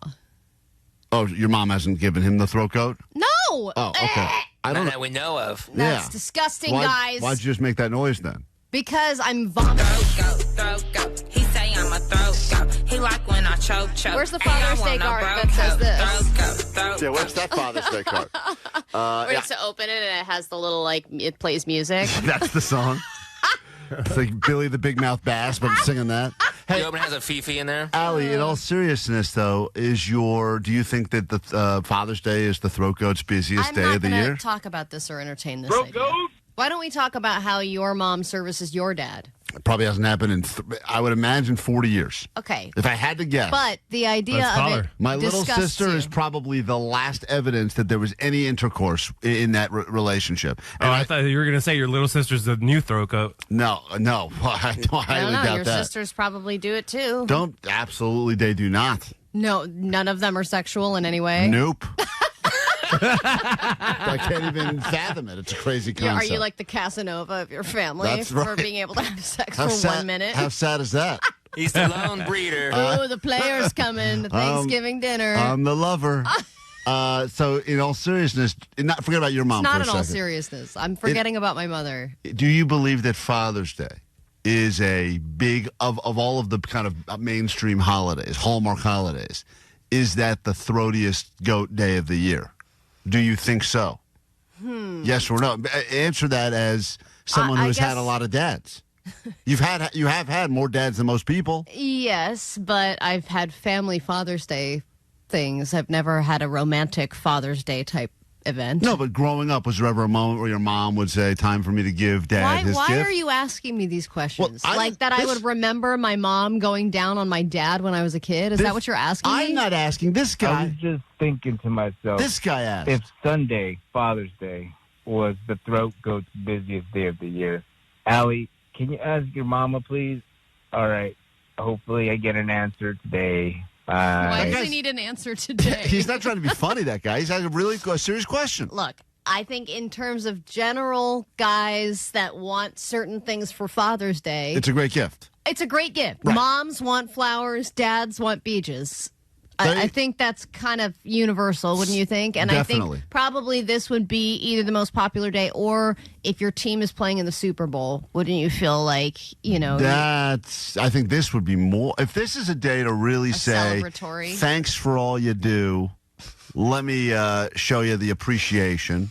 This would be, I think, I would have to argue it's the bigger day. Wouldn't you say Of all the holidays. above any other thing, like being able to play golf, spending time with your children, all that stuff, you would take a beach over all those things? Oh, yeah. No question. Yeah, definitely. Thank you. He knows. I want one too. Yeah, we all do. So I'm just saying, it's a great last-minute gift. No thought needs to go into it, really. Well, a Free. little thought needs to go into it. Not Very- thought, but very little thought. A coordination. Just saying, and if effort. you didn't get a card in the mail by now, it's not and this is obviously not for your own dad. This is if you are dating, if you're married or whatever, Ugh, you got if I was dating a guy, they would not ask for that for Father's Day because I was not good at that. Yeah, it's fun. I knew early on that this was not something I should be doing. And I did not enjoy it, and I don't think they did either. $100 is yours after this quick break. If you want it, call us now. Little Allie knows the news action on a Friday. You can battle anyone on the show. It's a pick your poison, and we'll do it next. VIP style. Johnny Doesn't Know is coming up in moments. If you'd like to play, call us now. 800-520-1067.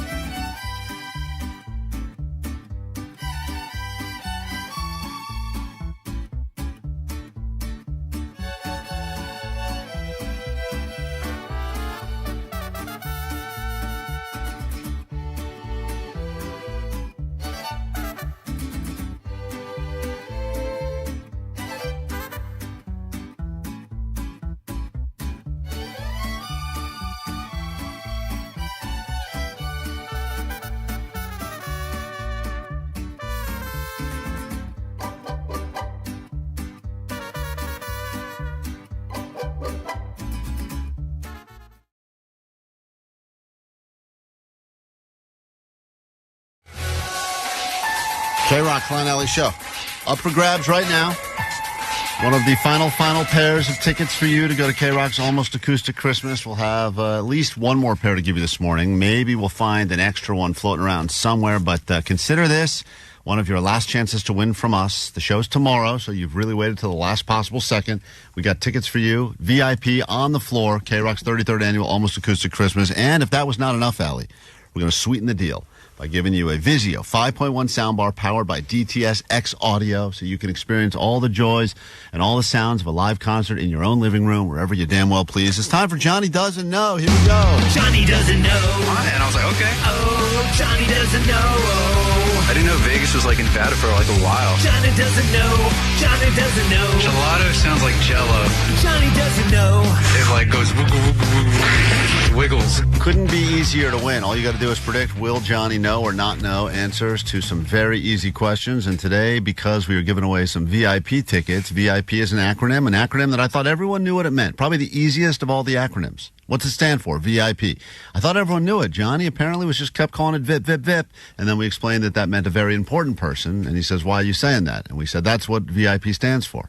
Right. So, and then we thought, what other acronyms does he not know that really everybody else does? Aside from like social media ones like IRL and YOLO and stuff. Yeah, like he knows all those. Well, I would think he knows them. But also, as we've learned in the past with Johnny Doesn't Know, sometimes the things that we're convinced he'll know, he is completely off on.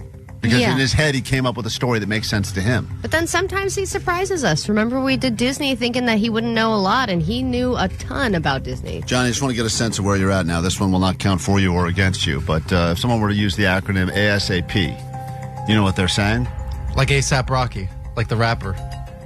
Right, but if someone were to say, like, I'm going to need that ASAP, what is the acronym? You've heard that before. You've used it before, I'm sure.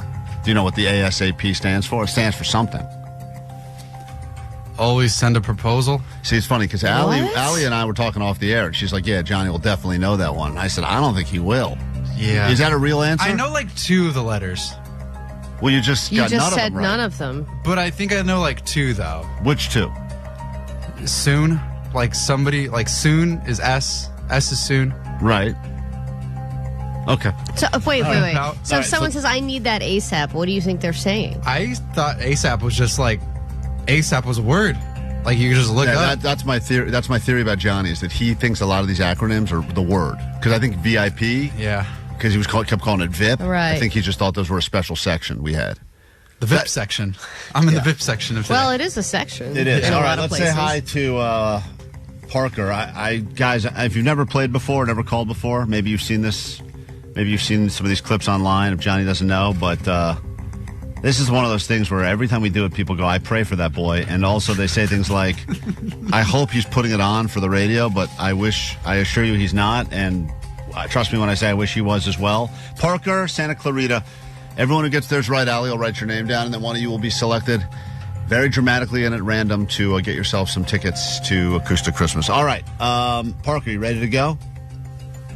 Yeah, I'm ready. All right, good morning.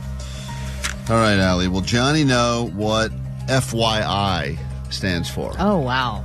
FYI. People say it all the time. Will Johnny know what that means? Parker, yes or no? I want to say yes. Okay. I'm going with, these are not. I would have said yes, but then after not knowing ASAP now, I just have lost faith immediately. Someone says something, Johnny, make sure you're there by 6, FYI.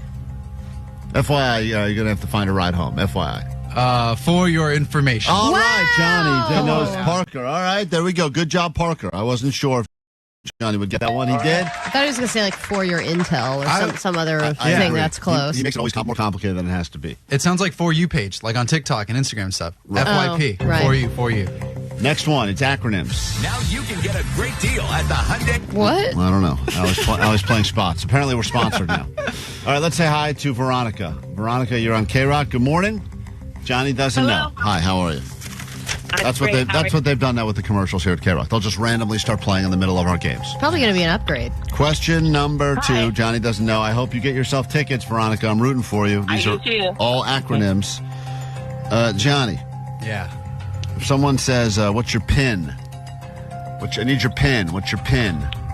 What does PIN stand for? Taking out money at the bank, whatever it may be. Got to have that PIN. Everyone knows the term PIN, but will Johnny know what PIN actually stands for? Yes or no, Veronica? No. Okay. Johnny, Postmaster Johnny, PIN.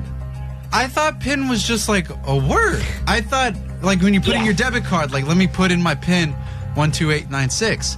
But then it's like, how Did you much? just give away your PIN? Oh, Jesus Christ. Not mine. He definitely just gave out his. Not my PIN. Definitely gave out his PIN. I don't think it fixes it if you just say not mine after. Yeah, not mine. Dixie Backsies, not mine. Johnny, but you don't know what PIN stands for? Personal info. Number. Personal info number? Yeah, personal info number. PIN, personal info number. No. You didn't know it stood for anything. Wait, you didn't know it stood for anything even 5 seconds ago. Now, because we're telling you it does, you're trying to figure it out. Well, because I just gave you numbers. Right. And then I said, like, that's personal information numbers. Okay, he doesn't know. Okay. He doesn't know. Good job, Veronica, picking he would not know. It's your personal identification number. Oh, come on. I was close. You were Personal close. information number. But you were not I'm surprised how close you were from how far you started. Yeah, I mean, that's most improved in the middle of a question. Goes to Seriously, John. yeah. All right, say hi to Aaron right now in West Hills. Give Aaron a shot at getting some tickets, VIP tickets or VIP tickets, as Johnny called them. VIP. We were learning about acronyms today on K-Rock. What will Johnny know and not know? Hey, Aaron, what's up, buddy? Sweet divots. My name's Darren with a D. All right, we'll go with that. Darren with a D. Will Johnny know what NASA stands for? NASA. Oh. Now, he talks about NASA. He loves space. NASA's been brought up. Even his own coworker in the back there, Vanessa, used to work for NASA. She did a Spanish broadcast Spanish for NASA. broadcast of a moon landing for NASA. For a moon or whatever she was doing. I forgot. eclipse. The eclipse, that's what it was. Johnny, will Johnny know what NASA stands for? Darren with a D from West Hills. I say Johnny will not know what NASA stands for. Okay. Johnny, NASA. You know NASA's an acronym? I do now. Oh, boy. I'm sorry. I thought NASA was just a straight up word. I thought it was like space or What like did you moon. think you just thought it was like... I thought it was just a word. Like a Latin term for moon or space? Yeah, because I was like, NASA, that sounds about right. Like, you ever just look at NASA, the logo, and you're like, that does look like a space logo. It does. I thought that's what NASA was. Right. It was just a logo. We will let them know over NASA that you approve of their space logo. Yeah, I do. That looks spacey. Good job. John, now that you know it's an acronym, Darren has predicted you will not know what it stands for, but let's go ahead and see if you can figure this out. Neurological aerodynamic. Oh, my God. He's starting right. He's starting strong, Allie. Don't mock him so quickly. Let him get out the words. Neurological. That sounds spacey and like scientific. Neurological, aerodynamic, space astronauts. He got it. Wow. Unbelievable. Can't believe he got it. Sorry, Darren. You didn't think you would, and he didn't. Darren, hold on one second. Wait, You're did right. I really? No, you didn't get it, dude. Wait, why do you go along with that and say, yes, I did? What was because that? it's so clearly not right, Johnny. As it went on, it was righter, but still not right. Yes, I got space astronaut. That's SAW in NASA. Darren, hang tight. That's SAW. Yeah, That's dude. half. Darren, hold on. Darren got his right. Three people have already predicted correctly, which means they are a step away from getting tickets to KROQ's Almost Acoustic Christmas. National. What do you think the next word is, Johnny? National. Aerodynamic. Aeronautics. Like space, yeah. Space. I told you, S was space. And the last word? Astronauts. No, administration. Oh, administration. What are they doing? Office work in space? Astronaut should be the last word. We say hi now to the final person that gets a shot at this. Johnny doesn't know doing acronyms today because you get VIP tickets, and there's probably not a greater acronym on the planet than VIP. Let's go to Anaheim and say hi to Nora. Nora? What's up? All right, here we go, Nora. I'm rooting for you. Should we I give hope Johnny so. SOS, Allie? Should we give him KFC? Or should we give him something that he probably sees on many bumper stickers, MADD, M-A-D-D? Which one of these do you think he will have the best chance? The best chance? Or the worst chance? Well, I think SOS is an interesting one. Okay. Will Johnny know SOS, the acronym SOS? Oh, I know what it is, but I don't think... Well, you should. That would be a terrible game. Do you know what it is? Right. You should know. Most people listening should know what these things are because we are humans. I know. I guess he's a robot. I'm going to say no based on the NASA thing. Okay. She says you will not know. Johnny, SOS. Now, maybe it came up in a SpongeBob episode, probably. Could have. SOS, very important acronym. You may need but it. if SpongeBob was like, save our sandwiches or Right, something. Right. Johnny, what does SOS stand for? You've seen it before, right? When would someone use that? Am I okay to say it on air? Because it's got a bad word in it. What? Uh-huh. What? What is the word? Can What I, is- what is can I the just word- say it and what- just no, beep it? What does the word rhyme with? Hit. No, that word is not in this. Swear? Swear. My dad told me when I was younger. Oh, And you he used used to to say it all. Dad tell you. Oh, yeah, yeah, he's thinking of SOL. No, not that one. I'll Johnny, just say it. Just get ready to dump. Ready? No, because no one's going to hear it anyway. So Oh. don't say it. All right. In all seriousness, SOS. Why are you writing it in the sky? So I can show you what it.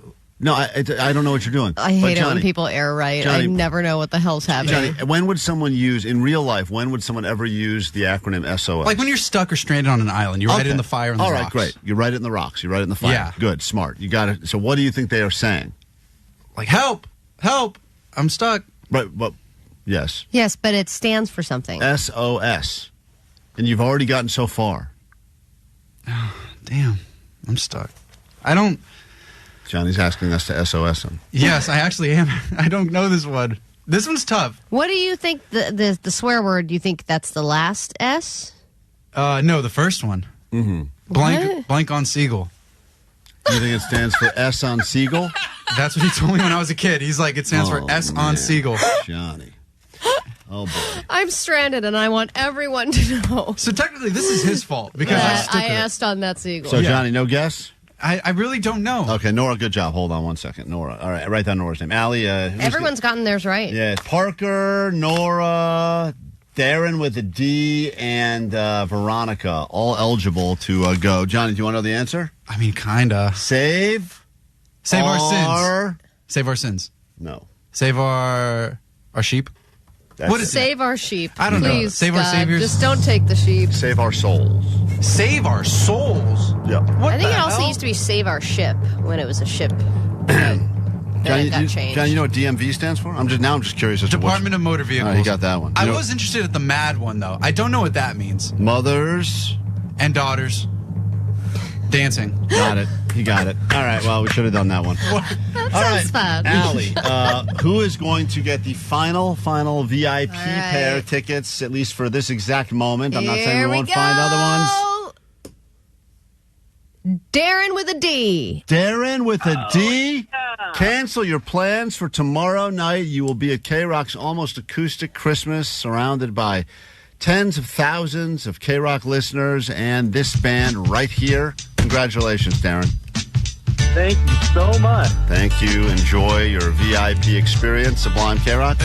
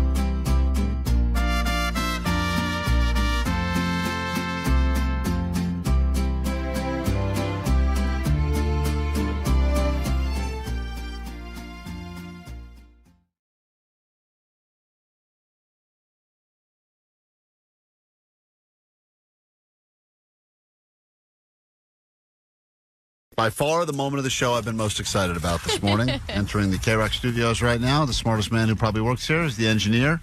Fixes all the many problems that we have on a regular basis and lets us know what to do when the emergency broadcast system goes off in the middle of the show. Hi, Justin. Justin Hello. is here. Hi, Justin. Justin, the engineer. Justin, do you think you're smarter than all of us? Yeah. I mean, probably. And when we ask, we've all asked dumb questions before, right?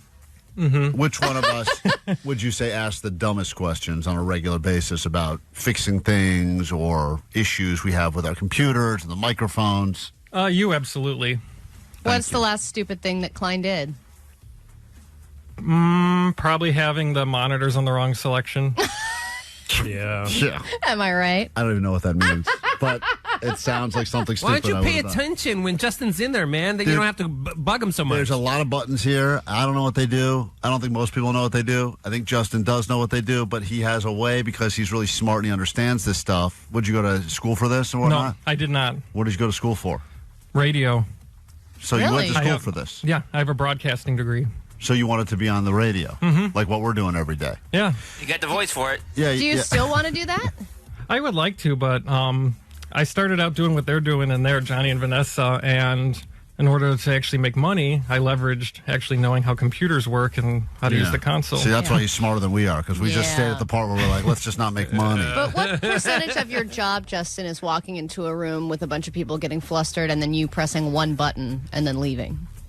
At least 99%. Yeah. It's just like, let me press Restarting one button and go. is always the answer, right? Yeah, restart. Yeah, that's the thing that's crazy, because I used to Uh-huh. think that, like, you just restart it or punch it a few times, and usually that makes it go away. Well, we've all, what you don't realize is that when you solve a problem, usually you come in, you go, you're going to do that, and then you leave, and then we all do our best impression of you. So right now, we've got... In a loving way, Yeah, by in the a way. loving way. We think you're great, and we We absolutely... do think you're great. Klein learned your name like 2 weeks ago. I know. And by the way, Justin's a super nice guy. Remember, he loaned Vanessa his personal vehicle for like a week. Vanessa, when Vanessa ran over that bicyclist, she needed to get her car fixed, and I'll tell you who stepped up.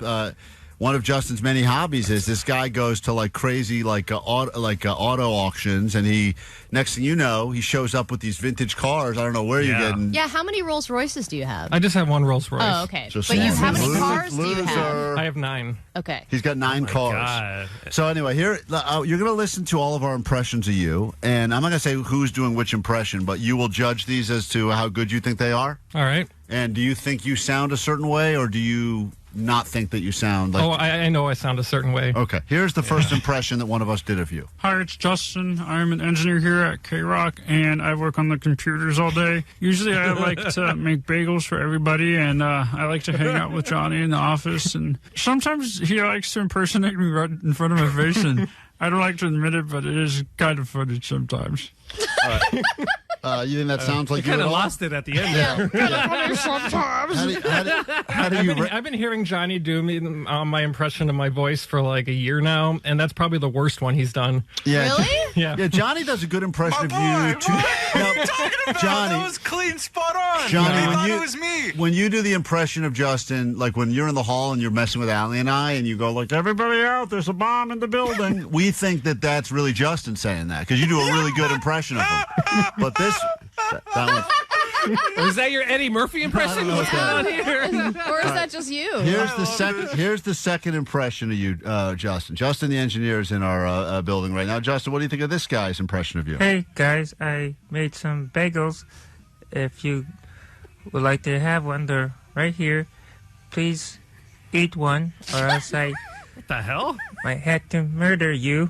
Okay, that's a lot of people. Who did that? What the hell? I'm not going to say whose impression is whose just yet. Why but does he have an accent? Hispanic in that one. I don't know. I would That like got to. weird. You don't think about killing us, do you? No. Okay. Oh, see the way he said that. Not yet. Yeah. All right. Yeah, I Here's will at the end of this. Now, I'm not going to tell you whose impression of you this is, but I think you should take a listen because I think they almost nailed you spot on. Hello, my name is Justin. I'm the engineer. I'm the one that fixes the audio when it's not working and when I get a frantic call. Sometimes I feel like I'm not appreciated But I'm starting to learn that it's all in my head. So, if you need me, holla at me. That one is the best. No, I'm not saying which one of us. That could have been any of us, Justin. Justin, have you ever said holler in your life? Holla at me. I'll tell you one It thing. kind of just was like Vanessa's journal entry. Yeah, So, if you need me, holla at me. I don't. Justin, would you You rate said that? I go unappreciated. Was that a good impression of you or no? What she said, mostly, yeah. The sultriness of it, no. Here's another one. Take a listen. This could have been any of us. We all do our impressions of you, but you have to pick which one of us does the best one. Hi, my name is Justin. I gotta check the ISDN settings because I want to make sure that it's going to be sending a mix minus down the line. Because if it's not sending a mix minus down the line, then you're going to get yourselves back to each other. It's going to be really tough to communicate to the person on the other end of the ISDN. So let me just kind of check the board settings here and make sure that you're good to broadcast today. Well, I did already say that today, so I think that's a winner so far. That one's in the That one's lead. a great one, but I also don't think I've ever heard you talk that much. Yeah, you don't use that many words. Yeah. Though. Here's another person's impression That one of you. was very nasally, too. Very nasally. It's funny, each impression's getting slightly higher in decibel level. Justin is our engineer. He's in the studio now hearing all of our impressions of him, and we do these with love, and here's the next one. Yeah, it's weird. They set up the system in a very strange way, but yeah, you can fire it from your board or I'll go check on the back. Come on. Yeah, if you need me, I'm down the hall. You see, I got a new Porsche. It's a bit warm, but I got it. He's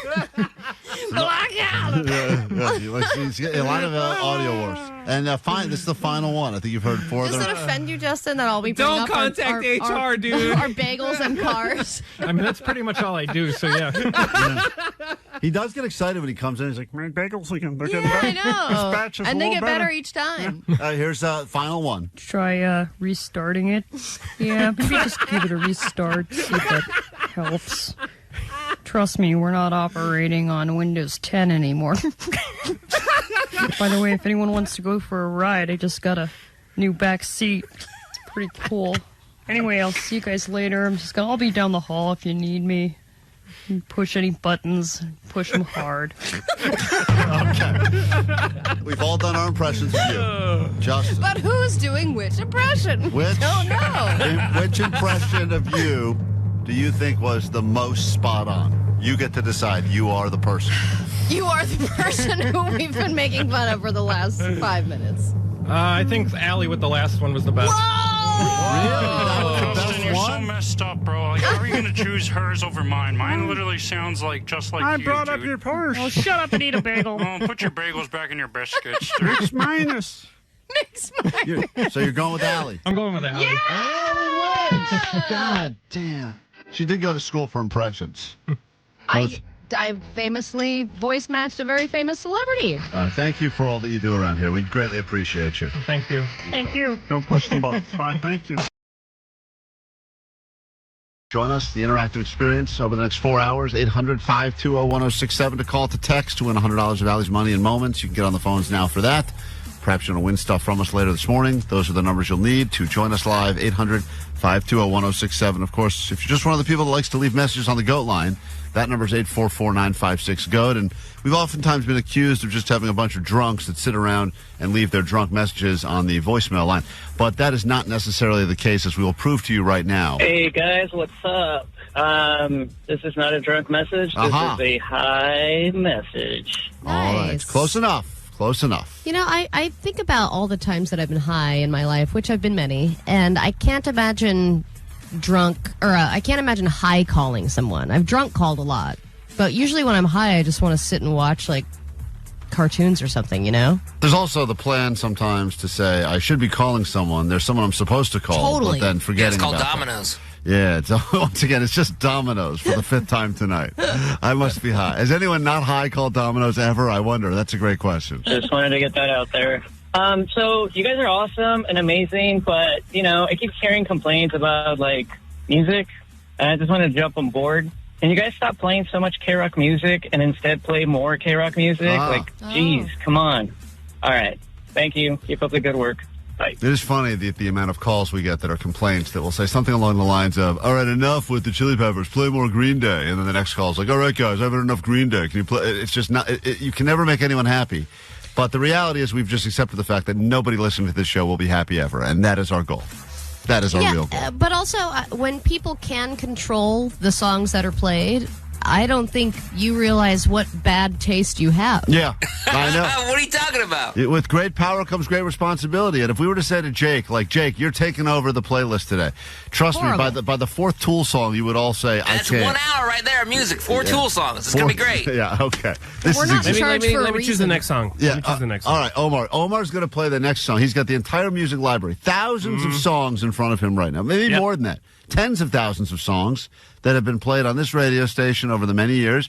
And whenever you're ready, Omar, go ahead. You've got a good Christmas song. Great. Okay.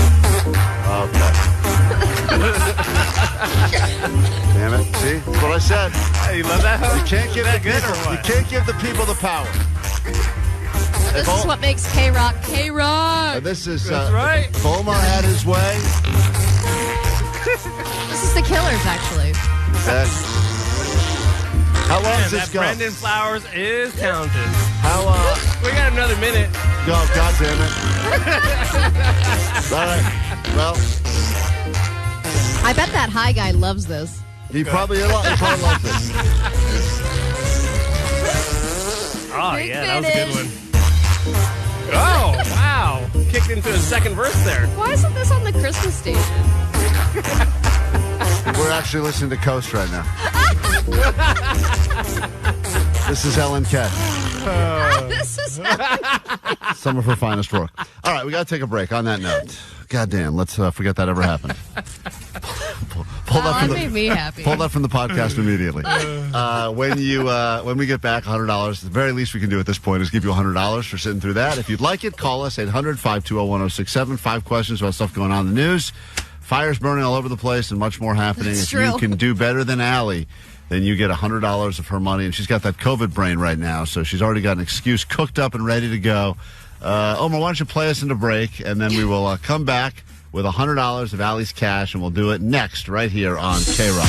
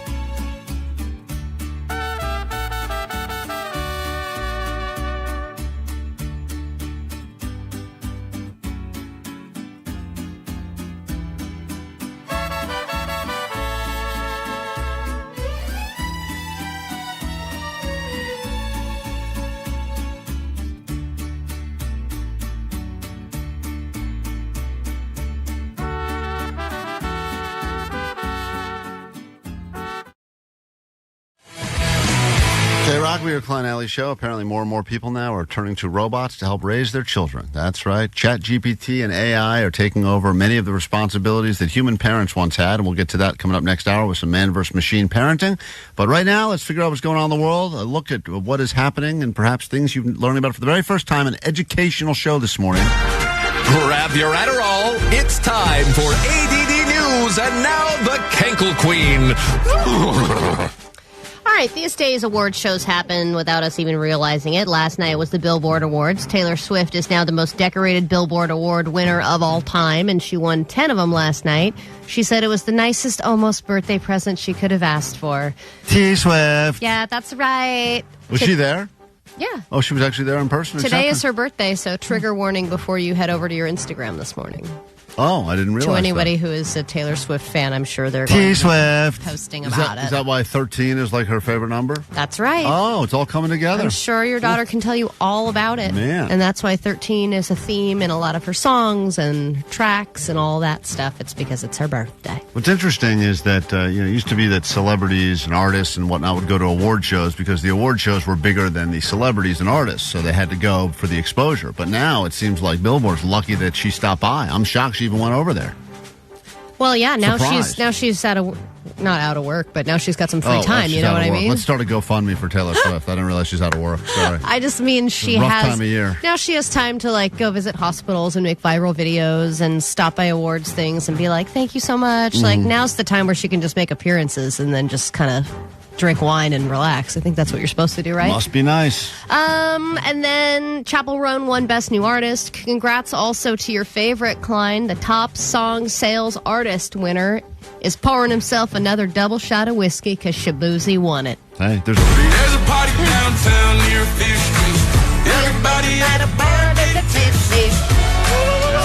That's right. Thank you. That was Klein at the Billboard Awards. That's much better. I like that remix with me in the back. Cabana Klein screaming in the background. That fits the song nicely. I feel like Shabuzi would like it too. I think Shabuzi would like that. And then Beyonce finally got a Country Music Award for Best Female Artist and some awards for Linkin Park and Coldplay. Linkin Park won for Top Rock Duo Group, and they also won for Top Hard Rock Artist, and then Coldplay won for Top Rock Touring Artist because, of course, he has a very successful tour as well. Are they just making up categories now? Sounds like What? it. Sounds like they What the are. hell? I don't know if it's always been like this or if they're... I'm so confused by award shows now, especially when it's like Billboard Awards, MTV Music Awards. I What feel was like the Linkin Park categories... one? The duo rock of what? The Well, it's duo- like Top Rock's duo/group. You Right. know? What? That's right, Omar. Huh. It used to just Okay. be top. By the way, they do this at my kids. Whenever they like finish a sport, they always have like some award ceremony, and they're like best dribbler, the wrong Right. direction, and you're like, oh, they got a trophy, you know? And it's like it seems like they're just at this point just making stuff up so everyone leaves with a trophy. I mean, just scrolling down the list of winners, there are so many categories.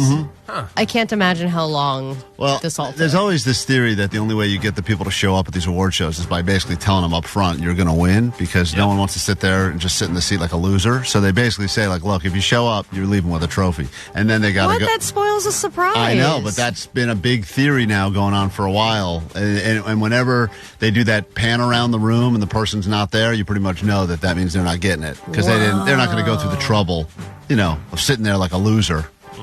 Yeah, but then if you know you're going to be the center of attention, like Chapel Roan doesn't like that. Like Right. you tell her you're going to win, she probably wouldn't show up. Yeah, but I'm sure her team was like, you got to do it. Strike while the iron's hot, all that crap. I would Why? imagine. Because she's going to fade away. Yeah, eventually. They all will. Okay, got it. All right, firefighters have been working their asses off all week. Yesterday, they were able to make enough progress on the Franklin fire to send almost 4,000 people back to their homes. It's now 30% contained. And all in all, only 6 homes have burned down, 6 other structures, which is pretty good considering how bad it could have been. And whenever you think about having a bad week, it's important to talk to a nurse or a firefighter because their bad week is so much worse than your bad week could ever be. But also, they may look at it like a good week because for them, I think a bad week would be sitting around waiting for the phone to ring at the This firehouse. is their time to shine. This is It's the like Super Bowl. Yeah, this is They're why they got killing into out it. And there. by the way, they have been. This footage I've seen is truly unbelievable. You I think thought- that they would say this is the best week? Well, look, I don't think it's ever a good week when they have Well, to. they're saving homes, Yeah. and I mean, they're doing good out there. And I know they're doing good. They're always doing good, but I would imagine that it's very long hours, very hard work. My stepbrother is a firefighter, and every time I've talked to him, like, how was your shift? He's like, oh my gosh, there was a pipe that burst in a rainstorm, so we were in the freezing rain for the last 6 hours, and then we had to put out a warehouse fire, and then we saved 7 cats. I mean, it's just it's a very full day. Right. But also, It's just all tiring. I had a buddy that was a volunteer firefighter, and he didn't have any good stories because he just sat around the house eating chili all the time. He never got to go on the truck or anything. He was like, he never got a good story. So I think that if you go into What that line of city? work, this is back on the East Coast. Can you do that in L.A.? Like, be a volunteer firefighter? I assume. Well, that's a good question. Yeah, you can. I assume You can? so. Yeah. Dude, I'd like to try that. Oh, I think I Omar- would suck at it. Omar, but I don't would like to try don't it. tell them that when you go there. Tell them you'd like to volunteer. I'm sure they'll let you watch the truck or something. Dude, I mean, Which is I wanna pretty see cool- some action, dude. Pretty cool on that. You don't Yeah, get to make see him fly action. one of those planes that drops As long as the stuff on Yeah. the hills. You know, he can land a plane. I'm going to go down the pole. Omar, tell them you want to volunteer, but you only want to do the most important job. The cool stuff. Yeah, because I was looking at this footage, and I wish we could think of something to do for these firefighters, because they've been working like around the clock. Obviously, this time of year is never fun for them, but like around the clock to just keep this, try to contain this fire in Malibu that's been going out of control, and they're fighting the winds and everything else. And I look at these guys, and they take like a 5-second break just for someone to pour water on their I head, know, and they they're work back at it. 24-hour shifts. They're the ones who should go to acoustic. Are they done? Is that fire contained enough right now? I think 30% is good, right? They could probably take a night off. We should find. I think it's also supposed to rain, so I think that does the job for the rest of them. Vanessa, we should find out if there's some tickets. Call Salas or call someone that works at KROQ that has like access to like the section, because I know it's really weird the way they do it at the forum, where like they're like, oh, we have this half section that we're holding for whoever, this and that. Wait, what are we saying here? You want to give tickets to all firefighters? Yes, all of them. Including the volunteers. You're going, Omar. Yeah, Omar, congratulations. Oh, you're in. Thank you. All right. Hold on, get someone Good from plan. KROQ on the phone. Maybe we can invite We a were bunch going to of give tickets to firefighters. people who peed themselves. We might as well give tickets to is people true. who are firefighters and have actually done some good things. Let's kick off a brand new hour of Maybe the show they're and peeing on the fire. try to do something good. Here we go. Klein Alley Show. 106.7 KROQ FM in HD Pasadena, Los Angeles, Orange County. This is the world famous KROQ. What line? I got salad. What line? Oh, hotline. Here we go. Hold on. Hey, Mike Salas, what's up, buddy? Yes, hello. Hey, we're on KROQ now. You know how we have a lot of dumb ideas on the show, and then we always ask you guys to try to make them happen. We have another idea that we don't think is dumb, though. Am I going to need to call the lawyers? No, because we just want to be nice. One of our ideas was already canceled this week because the lawyers got involved. Many. So we don't want to talk about that. No, we were talking about the fires, Malibu, and how they're starting to get a grip on it. And I know sometimes at the KROQ shows, there's like sections that are being blocked off until day of. Is there any way? Because of fire codes? Because of fire-related codes? Is there any way that we could have access to a section to invite some of the firefighters that have been working around the clock for the last 4 days or whatever on the Malibu fire? Actually, it's kind of funny you say this because I just released a section of production holds, and I'm pretty sure that I could put a section for the first responders. Really? That's kind of what you guys are talking about. Yeah, that would be awesome. Yeah, why not? I mean, they could, put down their hose for the day and grab a cold one with us, right? I don't know how many seats we're talking here. Is this like 20 seats, or is this like one of those big side section? Because I don't want to put a call out. Vanessa, track down a fire department also, if you could. You're really making No, me we can work be a right whole section. It could be a whole section. Why not? Like a first responder section, right? Is that what you guys are talking about? Yeah, but I don't want them to have to work. Like if someone falls off the stage or chokes, I don't want them to have to step up and help out. I want them just to be able to sit back and laugh. Yeah, we want it to be like a good section, too. I don't want to be like, here you go, and then they're like in the last row. No, the last row is for people like Johnny, right? That's Okay, right. yeah. Johnny will be up there. He's going to be sitting in the worst seats at acoustic. Well, he's We've the already figured tallest. that out. All right, so you think that this is something that we could do? Yeah. Oh, no, for sure we could do this. Why not? It's a good gesture. They've been working hard. So you're not going to get the lawyers involved and squash this idea of ours as well? No. I'm going to go ahead and do this without asking. Oh, good. Oh, imagine that. That's what we used to do, and then all of a sudden everyone started getting all nosy and ask what we're up to. Hold on one second. What line? Hold on. Yep.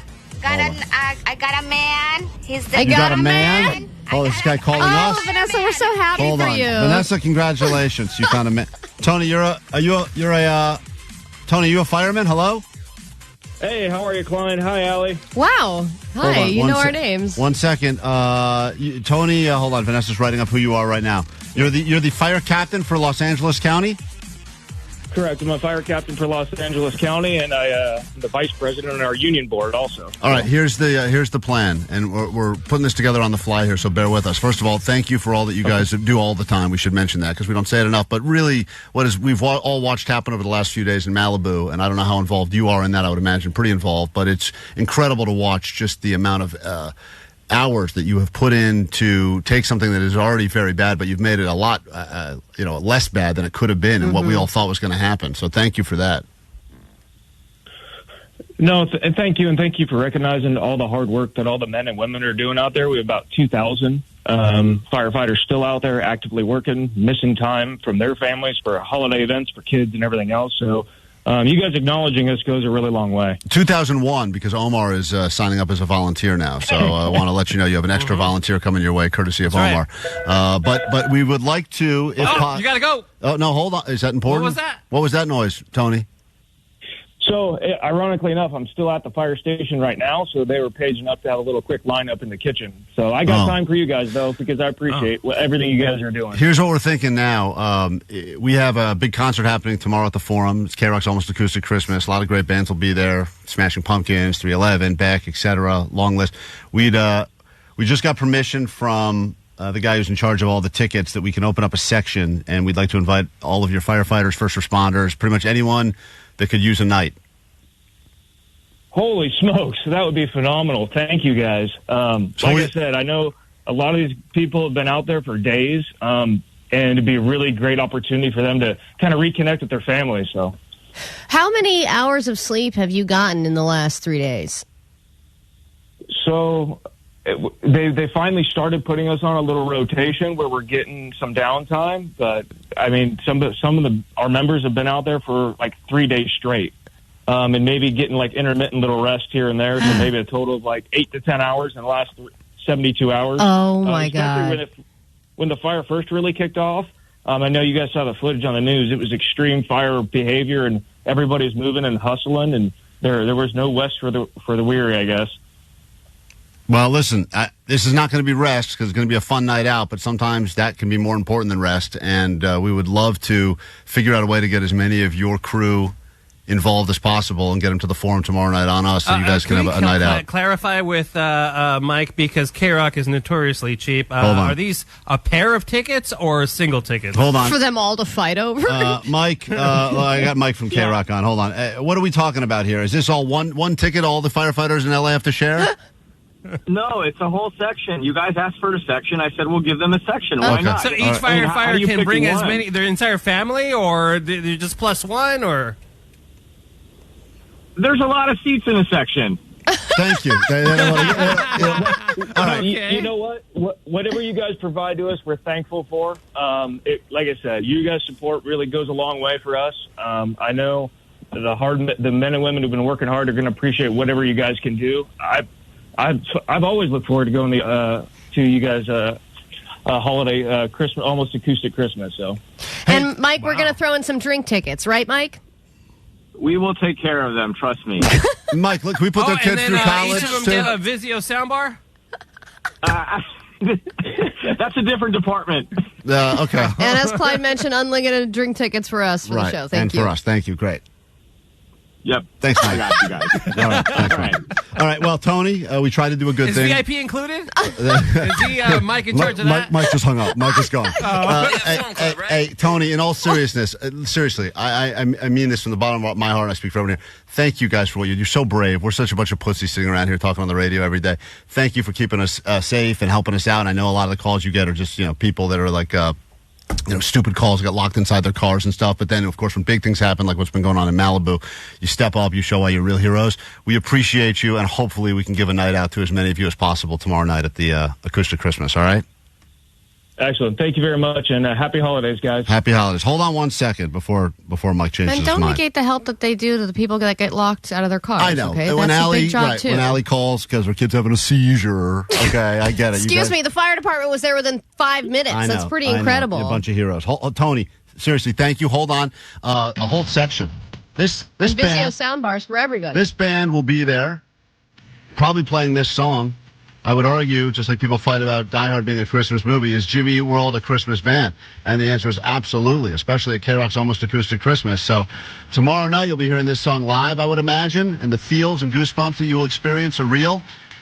Looking up at that section of heroes, feeling bad about yourself because you got nachos and a beer in your hand, that's okay. It's KROQ's Almost Acoustic Christmas. Jimmy Eat World on KROQ.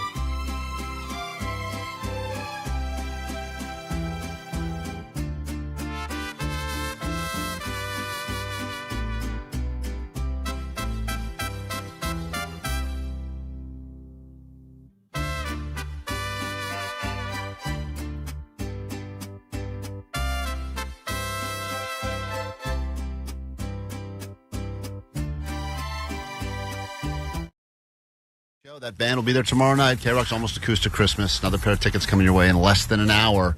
Who knows? Maybe we can get you up in that section. That's pretty cool. I will say that as many times as we hear the word no around here and we try to do things and we always have these big ideas for stuff we want to do and usually it ends up with like, nah, it's not going to happen. Sorry, guys.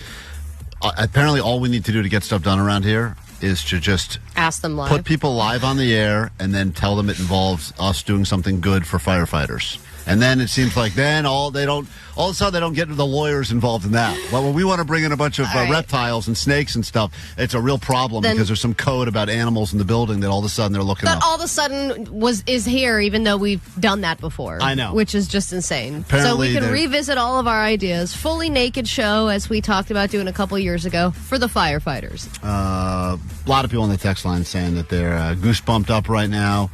I'm tubed up right now. Awesome. Tuned into my radio. Listen to you guys giving away tickets to the Amazing Firefighters. Still got the feels. Thanks. I know it's not easy for you guys to do good things, but when you do, it means extra. Well, we try. At least we try. Someone says, I dressed like a sexy firefighter for Halloween. Does that make me eligible to go sit in that section? Sure. Why not? 562 is just amazed that Tony the firefighter said, holy smokes, when he got the tickets. Unbelievable. I mean, it's like, does that come before the firefighter, or does the firefighter become the holy smokes? Yeah, I don't know. You pick that up, and is that an insult or a compliment in the world of firefighting? I never know. 323, I still feel like this is going to come back to bite you somehow. It will. And Saturday night, there's going to be some fire breakout that nobody's able to see. It's going to be rocking out the Smashing Pumpkins. Well, regardless, at least for now, it felt good. So hopefully that can happen. And to all the firefighters, first responders that have been stepping up, not just this week, but always, thank you. We don't say it enough, and we do mean it. Quick break. We're back in a second. Turns out if you are a parent or going to be a parent, you don't have to worry about the hard work that humans have been doing for years because robots have taken over parenting. We'll do some man versus machine and figure out if humans stand a chance against the AI takeover as it comes to parenting. We'll get to that. Another list for Listmas, the 12 days of Listmas, and more after this. It's almost Christmas. This is your last chance. Every hour on the hour from 9 a.m. to 7 p.m. Tickets on the floor to the 33rd annual KROQ Almost Acoustic Christmas. This Saturday, Kia Forum. Thank you, KROQ Acoustic Christmas! Hey, what's up, people? This is Nick Hexum from 311. Hey, it's Billy Corgan from the Smashing Pumpkins. What's up, y'all? This is Jim from Jimmy Eat World. Hey, it's Jacob Noel of Sublime. Keep listening to KROQ. Hey, it's Beck. Me and KROQ are stuffing your stocking with tickets on the floor.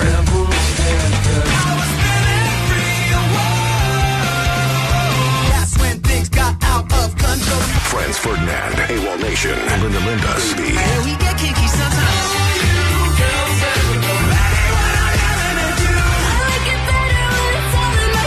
Tickets on the floor to the 33rd annual KROQ Almost Acoustic Christmas, presented by Gain. Tickets on sale now at Ticketmaster. Proceeds benefit Power Los Niños and Al Wooten Jr. Youth Center. Brought to you by Hulu. Alana Glazer's unfiltered new stand-up special dives into life's down and dirty truths. Premiering on Hulu December 20th. VIP style, KROQ's Almost Acoustic Christmas. You'll have a few chances to win them from us this morning. A few more chances throughout the day, and then you are SOL unless you go ahead and get some from the limited the production hold tickets that were being held for bands, lighting crews, etc. Some of those tickets have been released, available, but not very many left, if any, at this point. There's a couple bands that just don't want lighting. I saw there was a gathering of people outside of my neighbor's house 2 nights ago, and it felt like they were having some sort of a front yard meeting that I was uninvited to. And I don't really know this neighbor very well. I mean, we wave to each other occasionally, and every once in a while you get a few sentences of small talk, but not really. That's the perfect neighbor, though. Perfect neighbor, right. There's no, can you do me a favor here, or can you do this? This is not the neighbor that I have any sort of a real relationship with. And it turns out, as I found out, their house got broken into right next door to me. And they were trying to figure out exactly when it happened, and they were going over, footage and this and that. Do you know how it got broken into? They the same thing that they're always doing now, where they go to like a side window or like a back thing, and they just smashy. Yeah, but it was in broad daylight and everything? Middle of the day. And were they pretending to be service workers or anything like that? I don't even think they had gone through all the footage yet, but they were asking the neighbor on the other side of the house, on the other side, were they home? And they're like, no, we were at work. And then I was outside, and they said, were you home? And the answer is yes, I was home. So I was at my house next door to a house being robbed, and completely unaware that it was being robbed. Completely unaware, to the point where they looked at me like I should have known. Like I should have just said I wasn't home either. Well, you're the all calm guy. But that's They only go to you.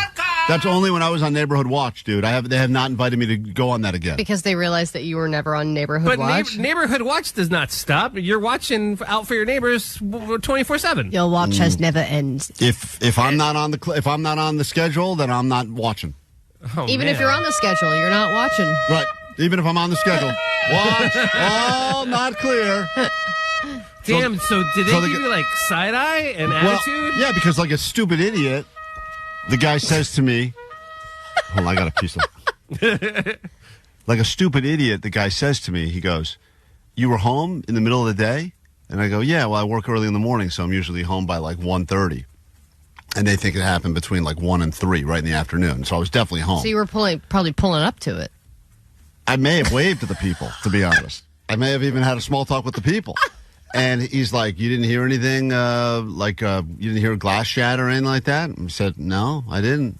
Yeah, but how are you supposed to be aware of any of that? I'm not aware of anything that is going on with my neighbors. Right. I agree. And that's how it should be. I don't like the people that are overly aware. If you have a neighbor that's overly aware, they know everything that's going on. Every time there's like a little, oh, I see you cut that tree a little bit. Oh, I see you got yourself a new curb. Oh, I see that that person's terrible because they're all up in your business. I'm very much everyone keep to themselves. But if you guys hear like a weird sound coming from your neighbor's house, like my neighbor's water heater just broke and they had to get attach a water pump or something to it. So there was this big grinding noise on the side of my house, and I wanted to go just check it out and see if everything was okay. I guess if I heard if I heard a scream or glass shattering, see, a scream I think I would react to. I don't know if glass shattering I would really react to. I would assume that somebody dropped something. Yeah, I shatter glass in my place twice daily.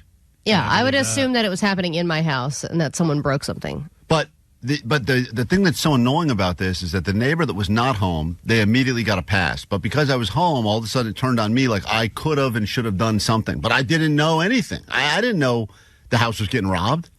Does it make you freaked out that your house is going to get robbed? Or are you like, oh, man, they hit the one next to me. They're not going to hit the one next door. They're hitting so many right now. It feels like everywhere's a target at this point. And yeah, but they passed on your house and went to your neighbors. Were you kind of offended? Like, yeah, sometimes. Hey, why not my house? Well, look, come on, robbers. I used to have this camp counselor that apparently was inappropriate with 3 of the other campers. Never made a move on me ever. And I remember thinking to myself, what the hell?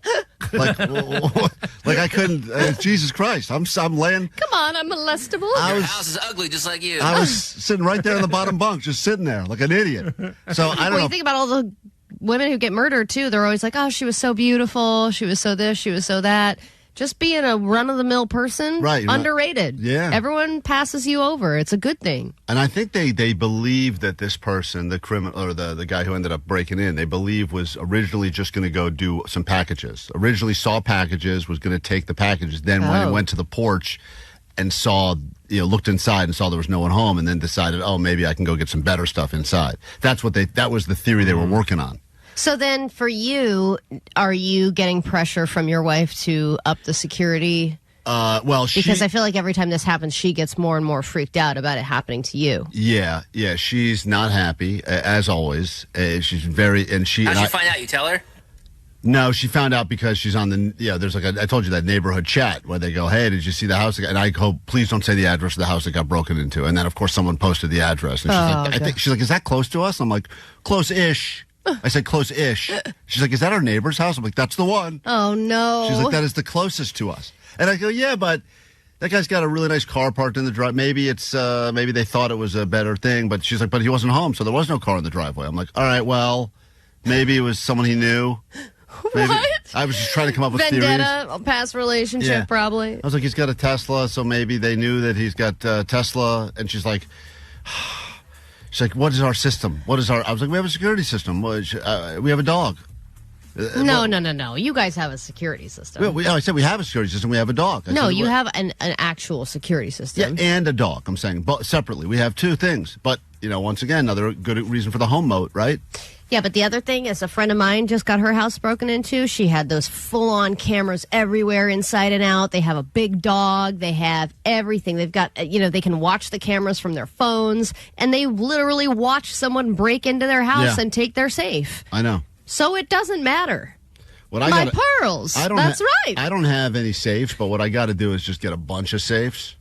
So many that they can't take them all. Yeah, right, and they would all I would just fill them with heavy cement and bricks and stuff. And that's eventually, a great idea. Eventually, I'll win long term when they have back pain. That's how I know I'll win long term.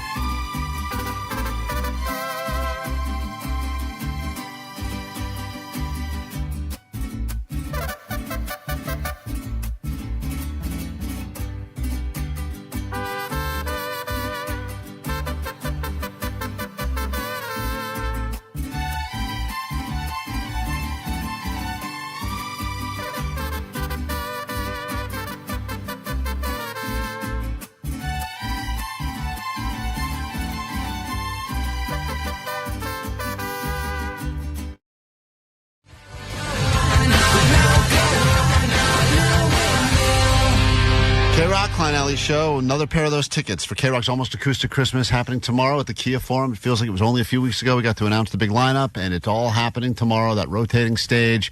All the feels, the holidays can officially begin. It's KROQ's Almost Acoustic Christmas, 33 years strong, and for many people, at least on the text line this morning, it will be their first ever, which is always shocking to me when something's been going on for so long, and they're like, I'm finally making it happen this year. And perhaps you've gone a few times. In fact, I'd love to hear from you at 800-520-1067 if you've been more than 5 times, more than 10 times. I'd like to figure out, do we have anyone that is a newsworthy story because they've been to every single KROQ Almost Acoustic Christmas? Love to hear that story as well. But right now, we're talking about robots. Because the future is here. And in this round of Man vs. Machine, we're talking specifically about robot parenting because more and more parents now are turning to solutions by using AI and ChatGPT. They got to figure out a problem, and rather than figure it out the old school way used to be, I'll just drink until this problem goes away. Well, think about all the questions that kids have about things. I mean, even around Christmas, about Santa and how the whole process works and how can you get to every house. I mean, AI could probably answer a lot of those questions better than a regular parent. Turns out that it's true, but also more and more parents are second-guessing themselves. They're not going to, like it used to be, if you didn't know the answer, you would call your parent and be like, hey, I don't know the answer. Or do you just go with your gut? And now you're like, I need to go with all of the internet. Don't ever do that. So we're going to figure out if us human parents, some of us are parents, Jake has a dog, so he considers himself a parent, are able to answer these questions better or worse than AI technology. So we'll start with this question. AI can't love like a mother can. You'd like to believe that a mom's love, a mother's love, there's nothing more powerful than a mother's love. Father's love, it's give or take. A mother's love. You'll be okay without it. Right. You can take it or leave it. Right, Omar? You know father's love. It's not necessary. True. Same with my kid. He doesn't have father's love. Right. Just like Omar, who had a dad who left him when he was 2 years old, Allie's kid has no father. Yeah. Born with no father. My kid can grow up to be a successful wedding DJ. A tank of semen was Allie. That's all Allie's kid had as a dad, and now look at him. 2 moms. And he's doing great. Why did you just say, ugh, and shake your head? I was thinking about the tank of semen. Oh, okay. So, before we get to the questions, let's just start with this, because we did ask the robot technology, AI. We said, what is the best part of being a parent? This is not going to be an official question, Allie, but what do you think? And you're, you've been a parent now for a year or so, 2 years. What do you think the best part is? 3. What is the best part of being a parent? The best part is making your kid laugh and seeing their brain put something together that's brand new. Like Omar, they're being able to develop and grow and change and watch them change. Omar, what do you think the best part of being a parent is? The best part, excuse me, the best He's part all of being a choked parent up. for He's me very is, emotional. It's my first time experiencing unconditional love, like knowing that yeah. whatever this human does, no matter what I do, whatever, there's that bond that will never separate us, and I will love them forever. Jake, what do you think the best part is of being a parent to a dog? Scares herself, barks at it, and runs away. It's super funny. Okay. Great. I would argue the best part good one. of being a parent is either the day your kid quits playing soccer. That's a great day. Or when you don't think you're going to get a babysitter, and then randomly you get a babysitter and you get to leave your kids. Wow, that's so beautiful. Because then you when want you to call and tell your... Hey. Shut up! Sounds like the feeling's mutual. This is what the AI says is the best part of being a parent. The best part of being a parent is the deep, rewarding connection you build with your child as you witness their growth, discovery, and unique personality unfolding. While every family is different and each parenting journey has its challenges, also it means you have raw dog sex. What? Whoa, that is the best part of being a parent. It means at some point you did have raw dog sex. It was That's a right. combination of me and Omar's answers until the last minute there. Yeah, and I forgot about that, but that was going to be my answer, the raw dog sex part. Because that And means... he's right. Yeah, you got that. Making the children. Got that sweet... It's the best part. It's all downhill after that. Here's the first question. I don't really feel that way. Question number 1 we'll give to Omar. Speaking of sex. Omar... Thanks for clarification. We asked... sometimes I forget when my kids were in the car now. I gotta clear it up. Omar, in all seriousness, what is... we asked the robot this. This is one of the number 1 things people are turning to ChatGPT for. It is, how do I talk to my kids about sex? We have the answer from the robot, but what does the human say, and do humans stand a chance as it pertains to parenting against robots? In the movie I just watched with Megan Fox, robots make great parents, Allie. Third day in a row with this. Great. Hey, Jesus it's the number. They keep asking me on Netflix, so I'm going to finish it ever, and I keep telling them I'm not finishing Someone it. paying you? It's like unbelievable. Well, they should be. What's that movie called? Someone check it out this weekend. All right, Is Omar. Vanessa sending air checks? What is the right way to talk to your own children about sex? Well, I don't think there's a right way or a wrong way. I think each individual child is different in their own way, and you kind of like have to cater to the individual child. In my situation, I would, get with my wife, kind of like come up with some sort of game plan, sit the child down and kind of gauge where they're at, ask them questions about, what do they think sex is, and what do they think when it comes down to like pregnancy? What is that? And open up the line of communication, sit them down, and ask them what questions do they have about it, and let them know that they could always come to mom and dad, and we're always here to answer any kind of questions when it pertaining to sex. With that said, I'm not at first. The conversation, I might not go, full on and explain everything, because the child might not be ready for that. And hopefully they will come to me because I'm opening up that line of communication. Right, when so they you have are to ready. gauge if they're ready. But then you also enact it with their dolls. Yeah, you got to show it up. You got to get 2 dolls. Bring 2 dolls right now. Let's make it All right, happen. what do you think happens here? What Go do you on. think's going on here? This teddy bear is gyrating. This Barbie. Give him a pointer or a laser All right, pointer. let's find out. That's what Omar says. That's human answering. This is what the robot says. This is using all of the finest technology available to us right now, and this is how the robot answered the same question. Create a safe, non-judgmental space. Let the child know that they can ask you anything and that you'll answer honestly. Reassure them that their questions are normal and that it's okay to be curious. Avoid making them feel embarrassed or ashamed for asking, and never use the phrase "to" in the pink one in the stink. Okay, great advice from the robot. Almost verbatim what Omar said. Yeah, I minus can't- the pink stink thing. Right, but Omar knows that. He doesn't have to say it. That's Yeah, general exactly. knowledge. The All kid right, already moving knows on. that. Next question in this man versus machine battle right now. Do humans stand the chance parenting against robots? Robot parenting will be the future already. Now more and more parents are turning to AI for help. Allie, we'll go to you for this one. What is the best way, the most effective way to discipline a child? The best way to really let the child know you're in charge and they effed up. If this question had gone to you, Klein, I think you would have said empty threats. Empty threats that I don't plan on following through. Like, I'm canceling Christmas this year. No Disneyland, no We're Christmas. canceling Christmas. It's always the most extreme of the empty threats, too. There'll be no more cake in your life ever. Yeah. Going to the orphanage. And then they start talking behind the scenes and going, they're not going to cancel Christmas. Yeah, and right to my face. They go, that's not happening. All We're right. eating donuts tomorrow. Here's All right. what you really have to do.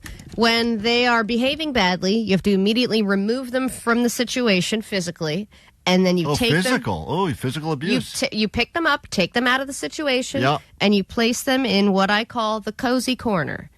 It is a little corner where they can sit, and there's some pillows and something relaxing, maybe some music, and they can sit there and they can breathe. That's some weird hippie and stuff. they can count and they can give themselves some affirmations like, I'm a good person, I'm a good friend, and they can regulate their emotions, and then they can return back to the situation once they have calmed down. You created an area in your house called the Cozy Corner? Yep, it's in the closet, but I don't close the closet door. Wait, hold on. Whoa. You shove your kid in the closet when they're misbehaving? Bucket of fish heads. No. Dude, Child Protective Services, are you hearing this? It is a cozy corner. Doesn't matter if you can call it what you want. Cozy. It's you're putting your kid in the closet. CP2 corner. It just happens to be in a closet. It's, Allie. there's a big closet underneath our stairs where hold it's on. like a little nook. Underneath the stairs. I have one of those. That's a scary place. Wait, you put your kid has a tantrum. You say you're going to the cozy Under the corner. stairs. It's called the cozy corner. You got those fish heads. You put him in. You put your kid under the stairs. No, until when? Well, yes, I pick him up and I put him under the stairs. Oh, but my I God. go in there with him, and then we sit in the cozy corner, and then we worst breathe. part about it, you're in there with him. Well, sometimes kid. if he feels like he wants to be alone, I'll give him space to be alone. I don't lock him in there or close the door, but it's a cozy corner. It's cozy. Here's what the robot says. When considering discipline, it's important to focus on teaching rather than simply punishing. Rather than simply throwing your kid under the stairs. I'm not. The goal is to help the child learn from their mistakes, Right. understand the consequences of their actions, and encourage better choices in the future. Effective discipline strategies teach kids about responsibility, empathy, and self-control. Taking away a privilege like screen time, going to a fun activity, or playing with a favorite toy can be an effective consequence. Yeah, I love those That's consequences. yours. That's your thing. That's what I do, but I don't actually do it. I just threaten it. All right, final one. Once again, I think the point goes to the robot on that one. Way more effective than Allie's method of throwing the kid under the stairs. I never said it wasn't effective. So Omar gets a point for humans. Allie loses a point, goes to robots. With CPS. It means it all goes down to Jake now, who doesn't actually have any real human babies, but he has a dog. And Jake, your question is, what is the best way to show a child love? In your case, I guess it would be a dog, but kids want to feel loved, and what is the best way you can do it? The most effective way to make your child feel loved. Jake? You say she's a good girl, and then you give her a treat, and then you blow on her belly. And you say, "Oh, get that belly. You give me that belly. Who's the belly girl? Who's got that belly? Give me that belly." And you blow on the belly. We actually have audio of Jake doing this when he didn't realize we were rolling tape, and it sounds almost exactly like that. This is Jake showing love.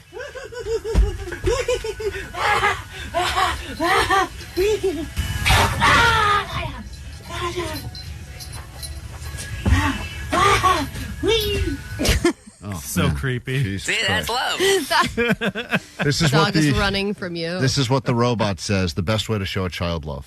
Showing kids that you love them goes far beyond just saying, I love you. It's about creating a nurturing environment and demonstrating care through your actions. Kids need to feel valued, understood, and emotionally supported. Here are some of the best ways to show kids that you love them. Spending quality time with them usually works best. Right. Or just bribe them with toys from Target like Klein.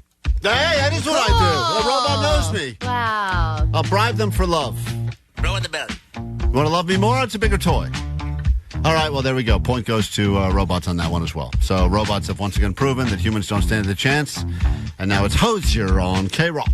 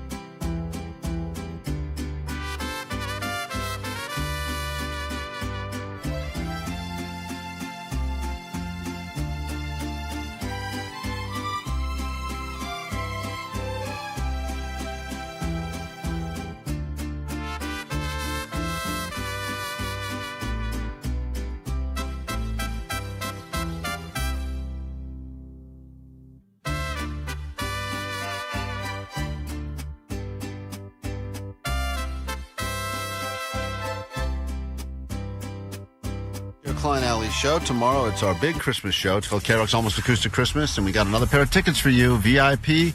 We'll get you on the floor, on the floor. We've already given away all our VIP, but you'll be on the floor, so you'll still feel pretty important. That is a PIP, a pretty important person. You'll be on the floor. KROQ's Almost Acoustic Christmas. We'll start that at 9 o'clock this morning, and I think that'll continue throughout the day until that list is officially closed, and then good luck. Hopefully we see you tomorrow at the Forum. We'll be there starting 3 o'clock for a live broadcast. Bands will be stopping by. Got some stuff to give you. We'll be upgrading seats. All sorts of cool stuff happening if you want to get there early and hang out with us tomorrow. Devora, you're on KROQ. Good morning. Good morning. How you guys doing? We're doing okay. I had mentioned on the radio a moment ago that every year during the whenever there's a Super Bowl, they always find people that have claimed they've been at every Super Bowl ever. It's always some group of friends. And I was hoping that we would have someone listening to KROQ that claims or really has been to every Almost Acoustic Christmas, and you claim that is you? I really have been to almost every Almost Acoustic Christmas, and I've been to a lot of weenie roasts. And might have been to all the weenie roasts, too. So wait a minute. You say you've been to every or almost every? Or every almost? I've been to all the acoustic Christmases, but I think I've been to almost all the weenie roasts also. That's incredible if you think about it, because if you were to just add up all of the bands you've seen over the years, I mean, even some of the ones that were... It's such a good deal. Yeah. It's a bargain. But also small bands that at the time were like the openers or the third band up, and then all of a sudden 2 years later they're massive. Some of the bands you've seen over the years. Pilots was like tiny on the backstage, and then 2 years later they were huge. Yeah, a lot of bands like that. Yeah, it's always cool when that happens. So do you think there are some years that have stood out to you as the most memorable? Like, what is the best acoustic you experienced and why? Bowie. Yeah, the night when Bowie played. Yeah, that was...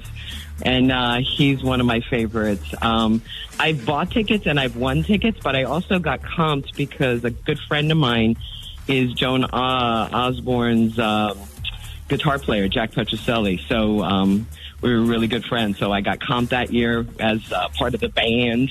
So some years you've won your way in, some years you've bought tickets, and some years you've known the right people and you've used connections. But you've never missed an Almost Acoustic Christmas in 33 years. No, why would I? It's fantastic. It's a great show. I mean, even you would think, like, I'm sick or I'm out of town or, especially because it's the holidays. Sometimes you had 2 nights. I went to both nights. Wow. Look at you. Some years where you had 2 nights. You didn't just have one night.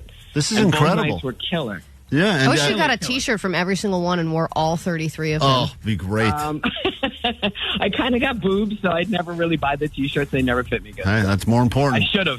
Boobs are more important than the T-shirts. Allie. Forget about Allie's dumb idea. You've got the most important thing You can just going. cut a couple of holes and bam. And you'll be there, I assume you'll be there tomorrow night, huh? I didn't win my tickets yet, so if I don't win tickets, I'm going to buy them. Well, good luck. Get them before Good this luck. production. We're not going to give them to you. Yeah, I know. You would think at the end of this feel-good story we'd invite you. I don't.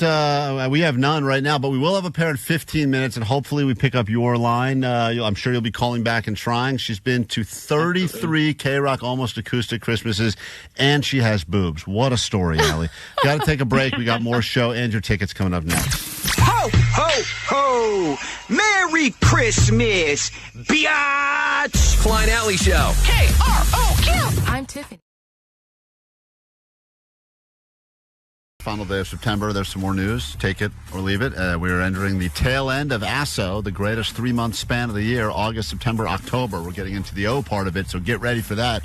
And speaking of O part of it, Oasis tickets coming up at 9 o'clock this morning, again at noon, 3 and 6. You'll win them all day for the shows just announced happening at the Rose Bowl in Pasadena.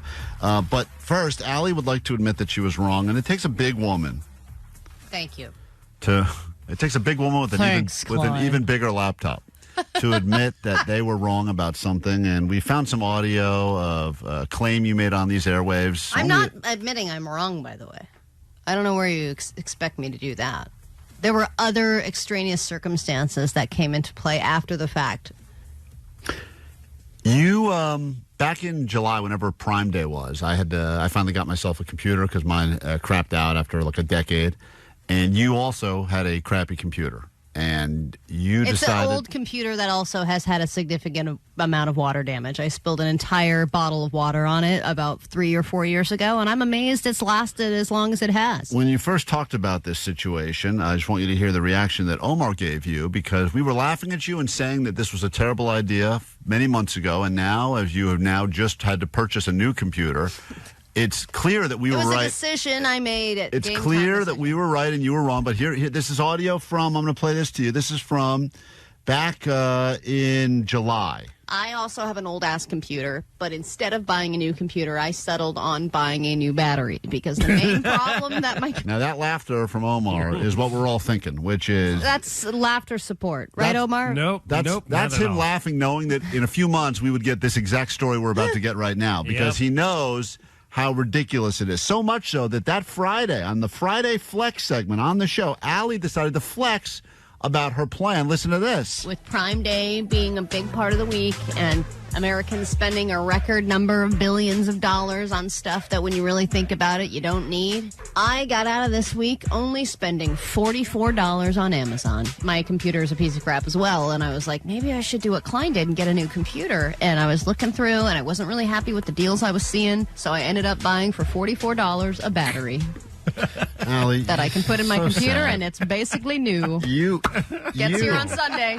Flex. It's not a flex. This will backfire on you, and you will wish you had just gotten No, a it comes computer. in a little kit. And now all the Fine, I computers, have a kit. all the computers that were marked way down that are back to regular price now, you're going to get screwed enough to pay full price. You had a little laugh there, Allie. That was a few months ago. You And we yelled- didn't even detail the problems I had with the kit when it arrived. Oh, I right. had a lot of problems installing the battery. Yeah, I had you- to go to Best Buy and go to the Genius Right. Bar or whatever, and they wouldn't help me because it was a third-party Right. item. So and go all this ahead, stuff. Allie. The floor is- Eventually, I got the battery The in. floor is yours now. Now here we are. Fast forward to the end of September, and this was back in July, so not too many. I blame Apple for this because every time they make an announcement about a new product, I think that all of our products start degenerating, and my computer started experiencing some other issues where it was getting slower and slower and slower. It wasn't holding a charge anymore, and every time I pressed the O button, it pressed like 5 O's, and it was getting really difficult to do my job. So this weekend, I decided it's time for a new computer. But here's the So thing. your battery experiment was a total fail. But the battery, I didn't realize at the time, was just one symptom of a much larger problem. At the time, the battery was the biggest issue. No, we all told you that. We said bad battery is usually an indication that the computer's got a bunch of stuff it's trying to figure out, and the battery is just the first place you notice it. Well, you don't know that until you replace the battery. Oh, my God. You won't admit you're wrong. It's crazy because So anyway, I if looked anyone at were to look at the computers. details of this, they would go, "Well, Allie will finally just admit she was completely wrong and should have taken the advice of her coworkers." I got 2 extra months out of my computer. Oh, okay, it was an end of life. Yeah, decision. but endless times of frustration. I There sent were some audio hours. to Allie or something, and she's like, she was trying to download some software, and it took her like 10 minutes, and I was like, dude, this should take you seconds. It to took get me to 10 this- minutes to open my email. Oh my God! So that I could check if really- you had sent it to me. It was crazy. There is that moment though when you know your whatever it is, your phone, your computer, you know, like there's no choice but to move on. But yes, my but days were numbered. It was the end. It was like I should have put it out of its misery. Yeah, So we I- all said that. I know. So I got a computer online, and I got it at Best Buy or whatever. I went and picked it up. And here's the thing: is I don't really. I also blame myself for being gay because I don't know inches anymore. Yeah. I don't know sizes. I'm not a size queen. And so I don't know the difference between 13, 14, and 16 inches. I decided, you know what? This is a new computer. I want it to, I want a bigger screen. I'm going to go 16-inch. And I got a MacBook Pro, and this thing is enormous. It's so big. It's so heavy. Yeah. I'm so paranoid that I'm going to drop it Yeah, because it's funny watching just, you lug it around. It's just so, it's like having a television set. Yeah, It's just insane. It's overwhelming, It's and I don't almost know what to past do. the point of portable. That's like I think you just it have to really set is. up. I think I accidentally bought a desktop. Yeah. So anyway, that's once again just Battery works great though. I've been using it all weekend. Yeah, It's 'cause- not even halfway done. because you didn't put it in because the geniuses put it in. That's a great idea, Klein. I should put a new battery in this thing. I No, think you it needs should- one. You definitely should not. I got a kit. So you are wrong. I was not wrong at the time. How much would you have saved if you bought this computer back then? I don't know because I don't think they had this computer on the Prime Day deal. By the Oh. way, Prime Day is coming up next week. Yeah, you also missed your Prime Day window because if you had just waited another week, I think Prime Day starts I couldn't again. wait another week, Klein. It was impossible. It's unbelievable. It would have taken 7 hours to get ADD News together. You middled yourself between the two Prime I Days. did. It's kind of funny.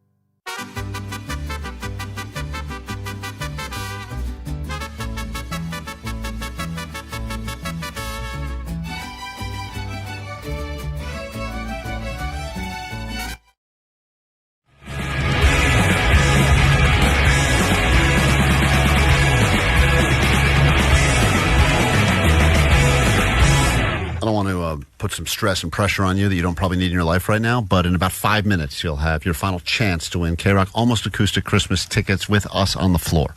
Take it seriously. Be listening and be ready to call 800-520-1067.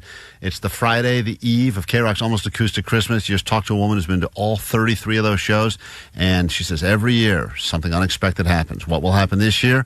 Place your bets. Let's get into your news now, then a brand new hour of the show that we will kick off with your tickets to KROQ's Almost Acoustic Christmas. Grab your Adderall. It's time for... wait.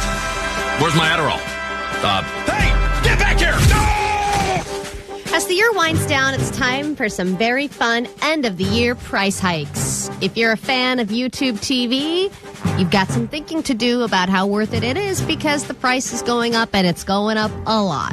It was, think about this, in 2017 it was $35 a month for YouTube TV.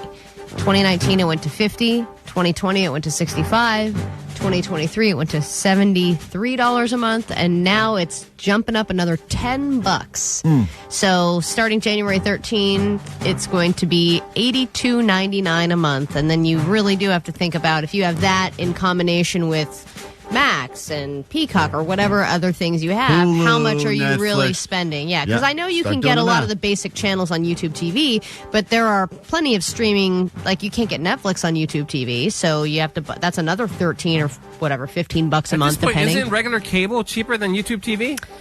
I think that regular cable is like $300 a month unless you have a phone. Unless you get a phone line, and then it's like $13 a month. You got a bundle. You got a bundle. You got to do the and bundle boy, with that phone line. They peer pressure you into keeping that landline, man. They are like... I don't know why they're trying to keep that landline alive. Yeah, you say, I haven't used it in years. They go, well, here's what happens if we get rid of it. Your price is going to quadruple. No, okay. It's $400 a month without the landline. Right, I'll With just- the landline. Just keep that landline. It's unbelievable. It seems like a very antiquated system they're using with this I landline. mean, they do it with my internet, too. I It's get like it. the internet, but then with the phone line, it's somehow cheaper. I mean, it's ridiculous. But my parents have YouTube TV, and everybody I know that has YouTube TV loves it. Right. But how much do you love it? If it goes up to $100, is it still worth it? I Well, don't that's- think it is. This is all the streamers are using drug dealer mentality, and they always have been, which is we give you a little taste for free or for cheap. They love that little 7-day free try. Yeah, give it a try. You'll be back, and then they know eventually we're going to get hooked on it, and then they can just start charging whatever the hell they want. I mean, supposedly Netflix, I don't know how it's possible, but I think they're still losing money, but they're acquiring so many people that are watching it that eventually it's going to be worth something. But, you know... They're still losing money? I don't know. It seems like all these businesses... That can't be possible. I think they said that about Uber, too. I don't even know anymore. You assume these businesses are making billions, and they are, but then they're also spending more billions. So I can't figure it out. I don't know how it You works. should just make the billions and then walk away. Walk away. That's my business We're advice. done making new shows. Yeah, you just got what stop you got. making new shows. You get Kate Winslet to do one every once in a while, and you're good. All right.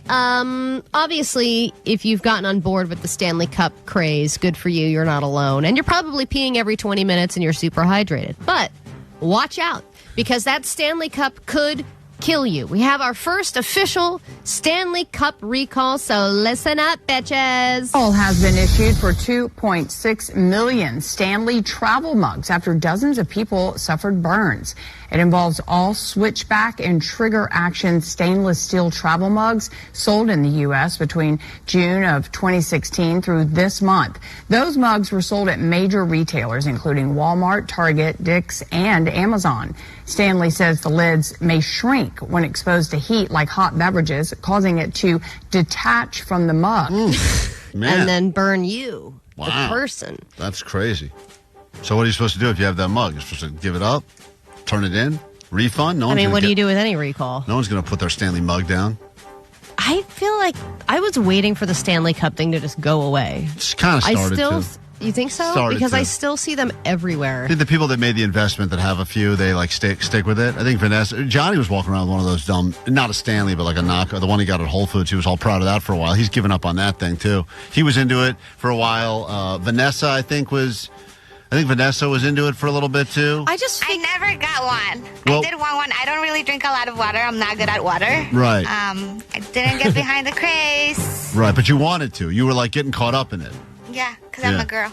Right, I get it. But, Johnny, what was your reason? You had those weird pastel ones you kept buying at the Whole Foods. Attract the baddies, right, No, Johnny? brother, I'm a Hydro Flask guy. I'm an OG. This was OG Stanley Cup before Stanley Cup. I do think women are into Stanley Cups and men are into Hydro Flasks. That's facts. By the way, I was the OG, dude. I still lug around my gallon of water everywhere. Omar walks around with a giant gasoline container full of water. One of those red gas cans. As OG as you Nobody's more get. hydrated than I am, No man. one. Omar is the most hydrated man on the planet, bar none. And everyone's trying. Yeah. But no one will out-hydrate Omar. I And swear eventually, in the apocalypse, everyone will go to Omar's. Yeah. Yep. Oh, So yeah. got water for days, baby. Yeah. That guy will put water in anything. He walks around with just barrels. Wait, but is it that big Crystal Geyser one? I still have the same one. I Same refill one. it every day. He's been using it since 93. Wait, so you just refill that one? I just refill it. Yep. I mean, the plastic has to be eating away. Oh, yeah. It's terrible. All right. Yeah, it's fine. If you were to receive some type of holiday bonus this week or next would probably be when that's happening, and maybe you work for our company, well, you'll likely get nothing. But maybe you work for Taylor Swift and you got a piece of that sweet $197 million bonus that she just gave to everyone who worked on her tour. Other employers may jump on this new trend called the dry promotion. To reward you without giving you more money or more benefits, they give you what's called a dry promotion, which means we're just giving you some recognition and a different job title that makes you sound more important. This place has been doing that for a while. They love the the title promotion. Which is because there are guys in our building that have gotten promoted, Yeah, and then we're 4 like, wow, times. congrats. And they're like, it means nothing. Right. I've said to them, I'm like, you must be so rich right now. This is your 5th promotion in a year. And they're like, well, now I'm just the executive of the vice president to the da-da-ba-ba-da-ba-da. Yeah, or they went from But here at this place, they also tack on so much responsibility and Right. more work without any pay. Yes, they like that part of it, too. But the name part is funny because they do just take a bunch of words that sound like important words, and they string them all. Manager Right, yes. of the west side of downtown. And now they've been promoted to the president They love of brand regional, managers. too. Regional. They love all that stuff. Yeah, You love getting a region, makes you feel once more. you run out of room on your business card, that's when you know you've officially made it. There's no more room for words. You can't even afford the business cards anymore. On the text line 818 says, Klein, you are an idiot. Netflix made $2.4 billion in 2024, up 41% from 23. You stupid, stupid man. Well, that's possible, but I feel like they're somehow still losing money. I don't know how it works. 909 Team Yeti. See, people are brand loyal with grocery stores and with their water sources, Klein. We get into a brand new hour of the show right now. I think it'll be the greatest hour of your life, especially if we pick up your phone call at 800-520-1067. We are looking for you. If you are feeling like you want to be on the floor and be a part of KROQ's Almost Acoustic Christmas, and I want to warn you, yesterday, a few production hold seats were released, and I saw some decent ones there that are now gone. But there are some other ones that have popped up. We just opened up an entire section for some firefighters earlier today, our way of saying thank you for all that you've been doing to keep us safe in Southern California. You can get some tickets, but to win them on the radio, there's nothing better. And we will pick up caller 20 now. Klein Alley Show. 106.7 KROQ FM in HD Pasadena, Los Angeles, Orange County. This is the world famous KROQ. On a Friday morning that hits very different than other Friday mornings. Perhaps this is your last Friday work school before you go on a long hiatus to celebrate the holidays. Maybe this is your last Friday working before 2025 begins. Who knows? We'll be here next week for all new live shows because we have terrible contracts. Allie's holding up her reusable water bottle now, which, of course, does not have a brand name at all. That is... Oh, it's a brand called All in Motion, Klein. That is Allie's Stanley / Hydro Flask. She's got the All in Motion version. I think I got this at Costco or Target or something. Well, you should be very proud of that. Tomorrow, it's KROQ's Almost Acoustic Christmas. Been happening for 33 years. Every year it hits a little different lineups, different surprises. You never know what will happen. And we'd love you to join us. Caller 20 right now and every hour hereafter all day. Vanessa, are we doing that all day still? Eventually they got to close that list down. I know. They get real strict about that list as we get closer and closer.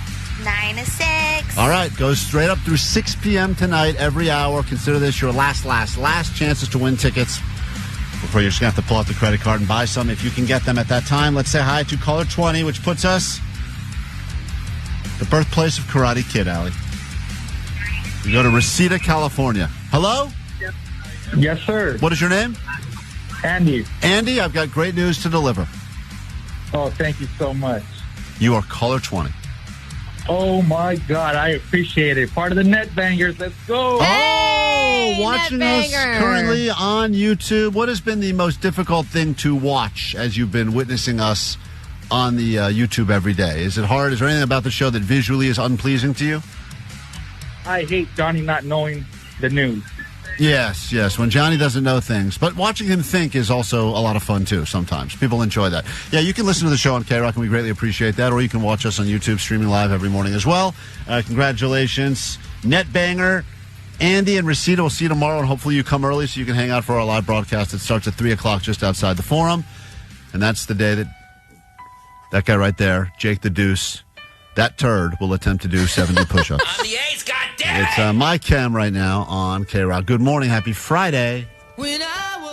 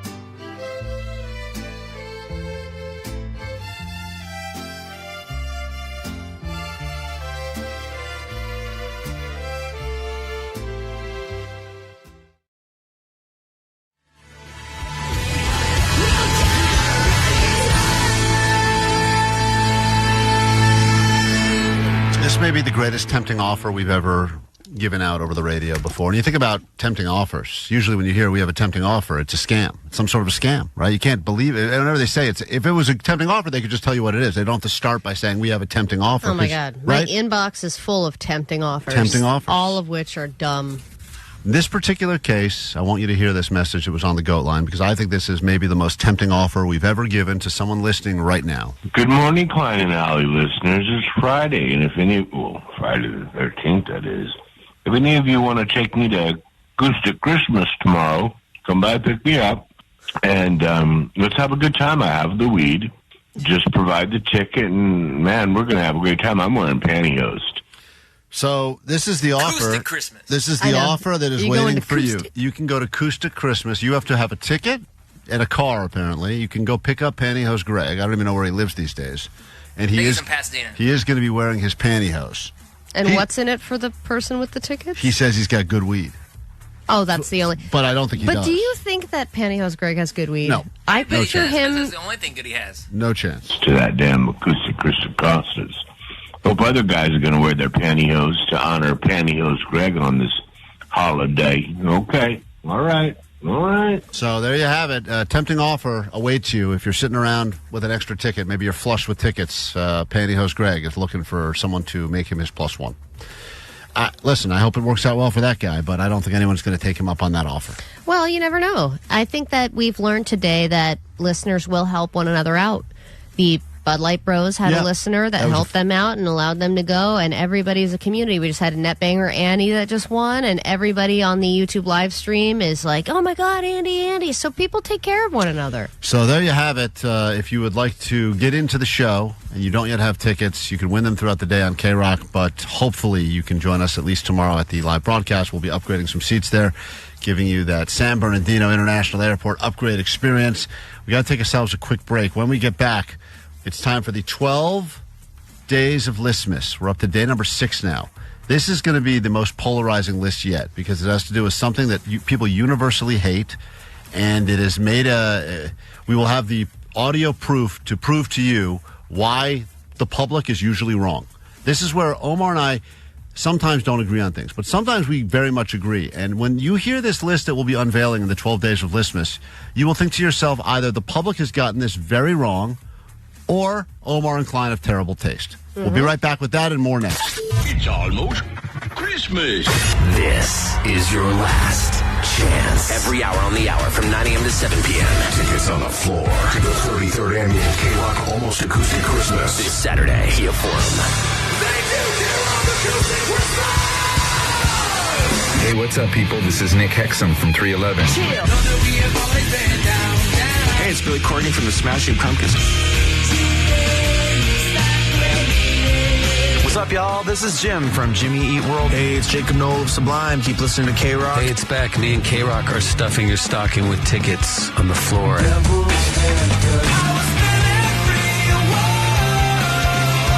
That's when things got out of control. Franz Ferdinand, AWOL Nation, Linda Linda, Baby.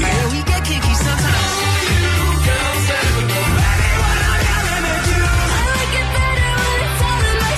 Tickets on the floor to the 33rd annual KROQ Almost Acoustic Christmas, presented by Gain. Tickets on sale now at Ticketmaster. Proceeds benefit Power Loans Niños and Al Wooten Jr. Youth Center. Brought to you by Hulu. Alana Glazer's unfiltered new stand-up special dives into life's down and dirty truths. Premiering on Hulu December 20th. It's KROQ. We are Klein Alley Show. This technically, I think, is maybe in the category of comedy on the podcast. Like, I'm not even sure how the show is categorized. Jake, how do you put The Bear is a comedy. Yeah, I guess if The Bear is a comedy, this could be a comedy. Yeah. I mean, we're not... It's just so sad that you're like, but it's kind of funny. People do tell us from time to time, hey, I was having a bad morning, you guys made me laugh, made me happy, so I guess technically that makes this a comedy, or people laugh at us. I'm not really sure if it can be a comedy if we're just being laughed at and mocked, whatever, and we do It's laugh. a comedy for other people. For us, it's a tragedy. Right. You're listening to a tragedy of a radio show that becomes a comedy for you, and every once in a while we attempt to make jokes on the show, to make it a funny show, to actually be a comedy show. And I don't think I know you wouldn't consider yourself a comedian, would you? Me no. neither. God, no. Jake considers himself to be a stand-up comedian, and sometimes he works out his material live on the air, and it does not work. So it's time for the return of the bad joke off. These are all jokes that were said over the airwaves of KROQ. We wish they were not. apologies in advance. You will determine and help us determine which one is the worst of the bad jokes. Now, these jokes, I guess when people said them out loud, they thought they would be funny in their head. They're like, this is going to be funny. This is going to hit. I'm going to find my moment. I'm going to, boom, strike. And yesterday, we got reminded about this when we were talking about the hurricane, and the name Milton was not a great name for a hurricane. And then Jake said this, and it really silenced the room. But this was from yesterday's show. Yes, you get a warning, and you can get out, safely evacuate, and find somewhere. But then you have to pack up all your stuff, find a place to stay. I'm sure it's really hard to find a place to stay in that amount of time. Name different names to make it sound scarier. Well, the name Instead of numbers? You're saying Milton is not scary enough? Milton is not scary. Right. Maybe Mama Jamma or something. Right. Good point. Yes. Tell that to this weatherman. Yeah, I'm sure he'll appreciate that. He's going to start crying again. Here's that joke. So that was apparently an attempt at a joke. I don't know. Omar liked it. I don't think Omar liked it. And I don't want to put words in Omar's mouth, but I know the noise Omar makes when he likes something, and that's more than that was him. That was like, what are you doing? Laughter. And listening back, I thought it was Mama Jamma. You said Mama Jamma. Yeah. Which is even weirder. Yeah, even worse. Mama Jamma. So the first nominee in the bad joke off is not, shockingly, not even that. That was just a setup for it. These are that was just reminded us that we need to do it again. 3 jokes. They're all apparently bad. 3 whole jokes, huh? You're going to hear 3 different jokes. The first person nominated in the bad joke off is Jake the Nerd. And it's a joke he made about the always funny subject of drinking and driving. Oh, I don't remember this. Well, consider this a tragic look back at a joke that was made on the radio from Jake the Nerd. Having a burger just picked up at McDonald's and also having a beer on my lap. Okay, well, let's not. The beer is a problem, maybe, but how are you? The weed's okay? Yeah, the weed's okay. Yeah, don't drink and drive. You might spill your drink. Hey, thanks, Jay. Oh, hilarious shirt available at the This Venice comedy Boardwalk. show got canceled last night. Yeah, that's true. Hey, Eric, let me ask you. So that was Jake It'll be a going. good T-shirt. It already is a T-shirt, I guarantee It is one of those dumb T-shirts that you look at when someone wears it. You go, "Wow, they thought that was funny enough to buy." That says, "Don't drink and I got drive." it for Christmas. You could spill your drink. I feel like that joke is so old, and So that's what old. makes this joke so bad. Is like, what did you think that was original? Did you think you had just thought of it? No, of course not. No, it's even like a NoFX song. Okay. All right. Well, there's your first nominee for bad joke off. Don't drink and drive. You could spill your drink. And you heard it. I mean, we're all having a good time. We're all having a laugh, and we all just. I feel like you'd find that on a Father's Day card. Yes, you definitely would. And even the father would be like, really? I could do better. Your second nominee in the bad joke off was a joke that Klein made. Great. This was Allie talking about sex and what people are thinking about while they're having sex, I guess. And I made a bad joke, so here we go. Thanks. Allie, what do you believe the number one common thought people have while having sex? I think it's to-do lists. To-do lists, not who-do lists, which they're in the Exactly. middle of. While you're doing someone else, you're thinking what you have to do after that. That's interesting. I've got my to-go list going. What's great is that you're smiling and laughing at your own I self. did it so Jake would boo, and I knew it would happen, and he booed. Jake, joke number 2 is the to-go list. I think that one's especially bad because you also made a who-do list before, like you made a weird who-do list joke before the to-go list joke. So you were trying to make multiple to-do list puns, none of which worked. Well, I thought if I did enough of them, one would hit. A who-do list or a to-go list. Hey, It's listen, like, all right, I think that that's enough. people do have a list of people that they'd like to do while if they're having sex with someone they've been with for a while, they maybe have a running list of other people they're thinking about. That's cool. That's called a who-do list. You know Then that? what is the to-go list? That was just a bad joke. I don't know. I just don't stand by that. I don't think. And your final nominee is Allie. No. Believe it or not. This was, I think we've said in this clip that this is the worst joke that was ever told on the history of the show. Oh. But we were talking about the different types of parties you go to as an adult.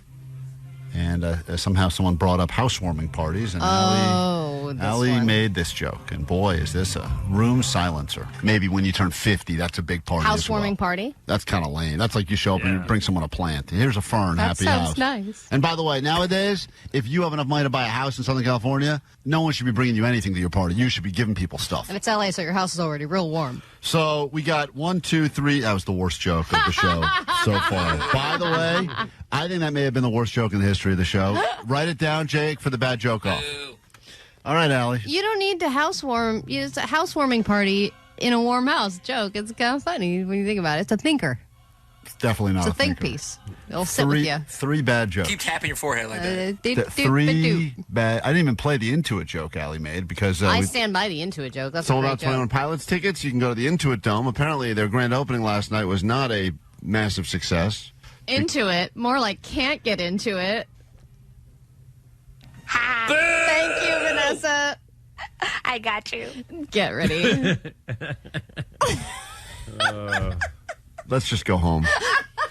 All right, that one is not nominated. I'm not even getting a laugh from Omar. I'm getting a Yeah, like pain. Painful noise. So you have to decide who wins this round of the bad joke off. Is it the to-go list? Is it the housewarming party? No need to have a housewarming party because the houses in Southern Already California are already warm. That was a weather joke. Or is I really should stay away from anything weather related. Yeah. Or is it Jake's? Classic. Don't drink and drive. Reprising a classic. 559 said, at 35 years old, I've never heard the Jake joke ever in my life. It's still that not. you may spill your beer. It's still not a good joke, though. Classic. It's not classic. Yes, it is. I think even though it's not eligible, your Mama Jammer one may win this whole thing. I stand by it. I think Mama Jama is the winner. All right.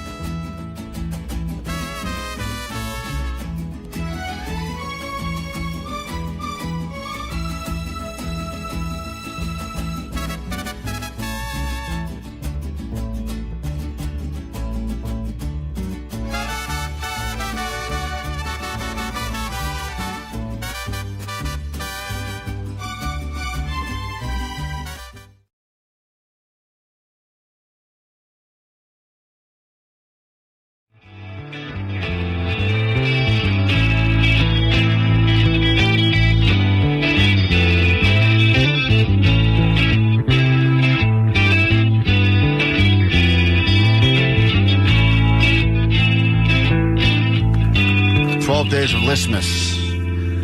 Seems like there's a new list being dropped every single minute as we get toward the end of the year, into the next year. Some of the lists are saying, well, you can look forward to in 2025. Others are what we did in 2024. We'll break down a brand new one in a moment. It will be quite polarizing, I'm sure.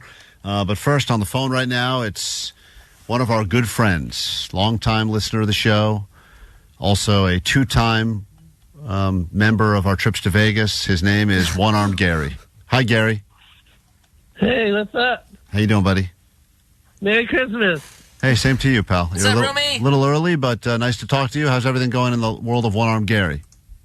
It's going pretty good. Oh, yeah? Doesn't sound like what's it. pretty good? What's pretty good? I'm getting a new boat.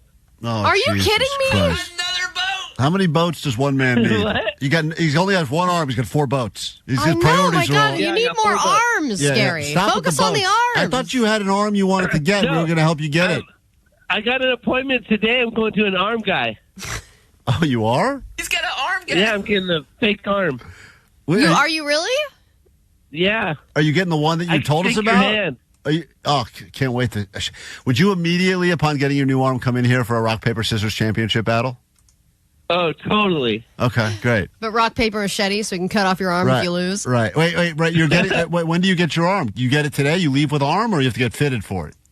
I get fitted today. Okay. Wow. Well, that's great, Gary. I'm really happy for How you. do they fit you for an arm, I wonder? Where do you get all this money to buy boats and arms all the time? I don't know, man. I get lucky. Yeah. Is it just through gambling Definitely. or stealing or what? Definitely crimes involved. No. I don't know. They told me to come, and I got to go get fitted for it. And I don't know what it's going to be, but I'm going to go. Is this in a real building, like an office building, or are you meeting a guy like in a van or something? No, it's a real office. It's a real doctor. A real doctor?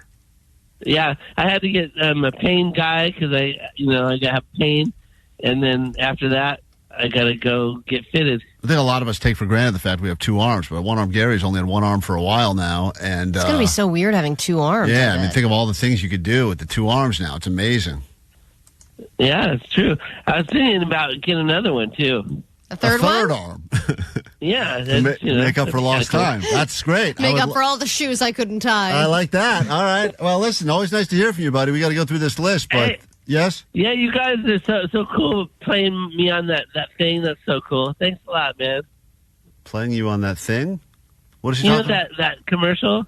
Just say you're welcome. You're welcome. All right, you're About welcome, the boat, Gary. you know? Yeah. He said, "Oh, I look so good on the boat." Omar, what's he talking about? Do you know? I have no idea. I don't know. You know how you hate when I play fart sound effects? That's how I feel about One Arm Gary. Oh, really? Oh, I'm really? just so over it. Yeah. One-Armed Gary's a national I don't treasure. know, man. All right, all right. One-Armed Gary, we got to go now, but have a great holiday, and maybe we'll see you tomorrow Hey, at the, you too, the live bro. broadcast. All right, there he is, One-Armed Gary. He's getting another boat today. And an arm. Hey, Omar, you better be careful what you say about him. He's not going to invite you on one of his boats for his boat outings.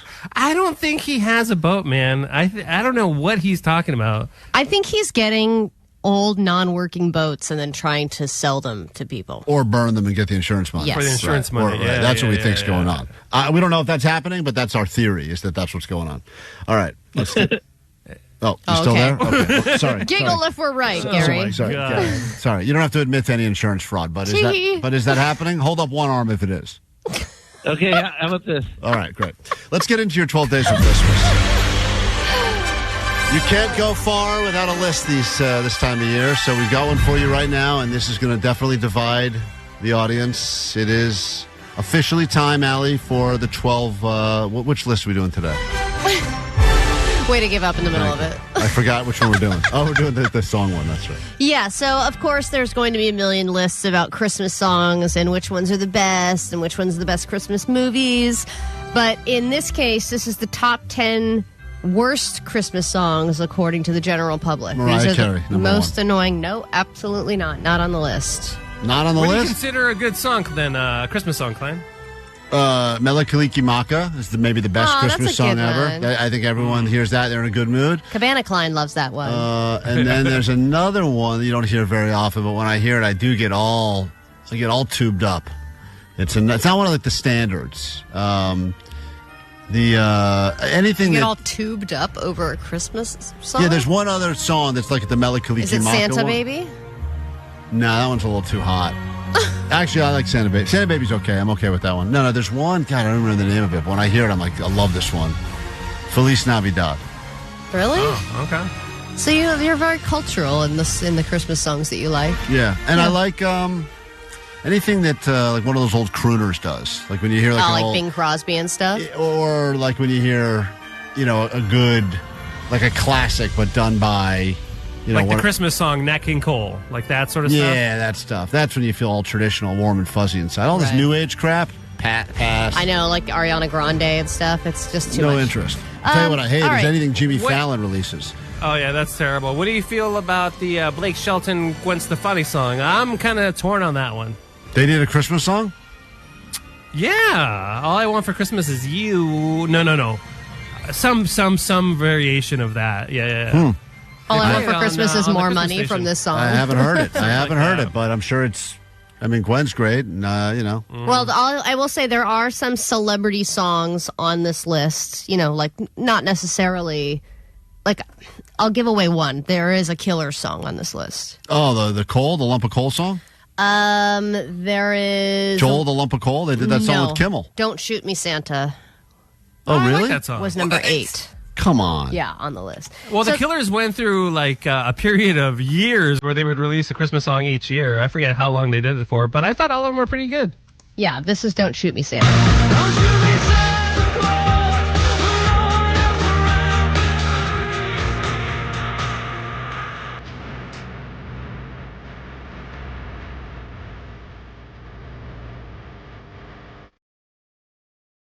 Any guesses?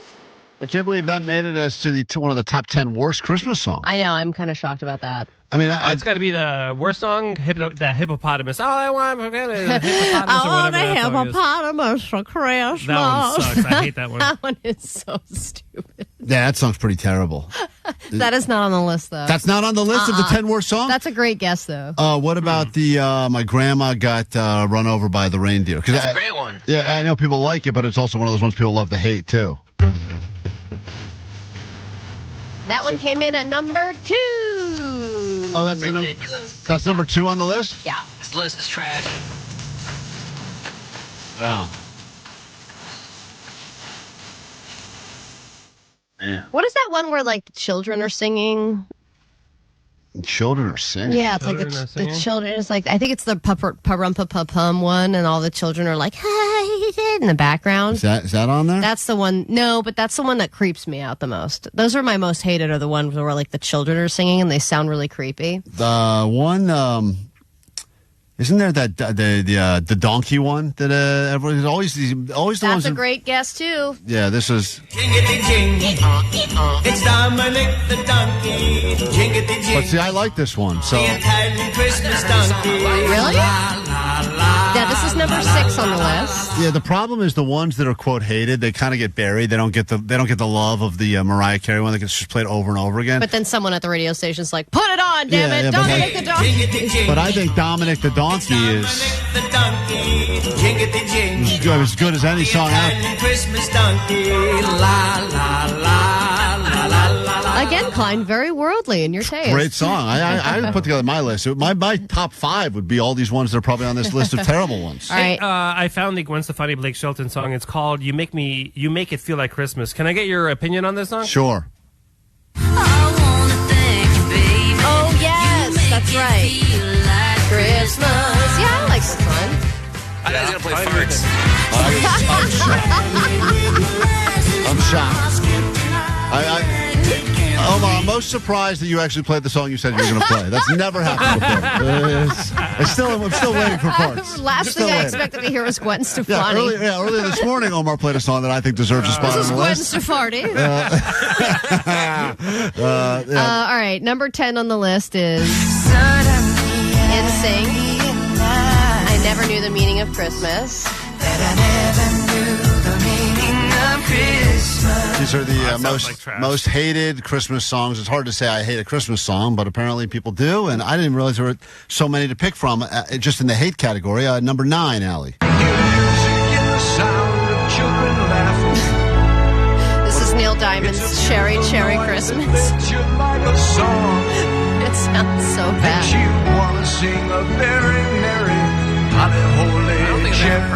Never heard this. All right, They number probably 8 killed was it. The Killers' Don't Shoot Me, Santa, as I Right. said. Number 7 is the Pussycat Dolls. You're Santa, baby. I want a yacht. And really, that's not allowed. So, a new rendition of an old song. Dominic the Donkey was number 5. Now play it Number again. 6. Everyone wants to hear Dominic the Donkey again. It's such a great song like that. A banger like that, you got to play. The people want it. Go ahead. I got to find it now. Hold on. No, you're on it. Dominic the Donkey. What's better than this, guys, for Christmas, huh? Hey, jingity jing. It's Dominic the donkey. This is also the Pussycat Dolls. The Italian Christmas donkey. La la la la la la la la. No offense to Gwen and Blake, but that one is just as good. I mean, I'm serious. Number 5 is New Kids on the Block, Funky Funky Christmas. On the floor, no step off at the door. Should I stop? No.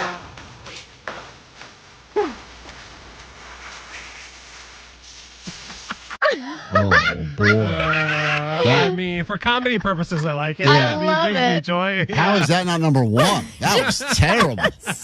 Jesus Christ. Number 4. Oh, let me hear that one again. Okay. That was so bad. I got to process that. This was New Kids on the Block, a Christmas rap. Girls on the floor, no posse at the door. Should I stop? Nah, cool. Yes, you should stop. That would have been a great Nah, poem to cool. live. Here's more. All right. Then at number 4 is Jessica and Ashley Simpson's song, and this is called Little Drummer Boy. Our finest gifts we bring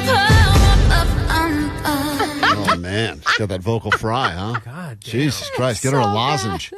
Number 3 is a song that I've not heard of before called The Christmas Shoe.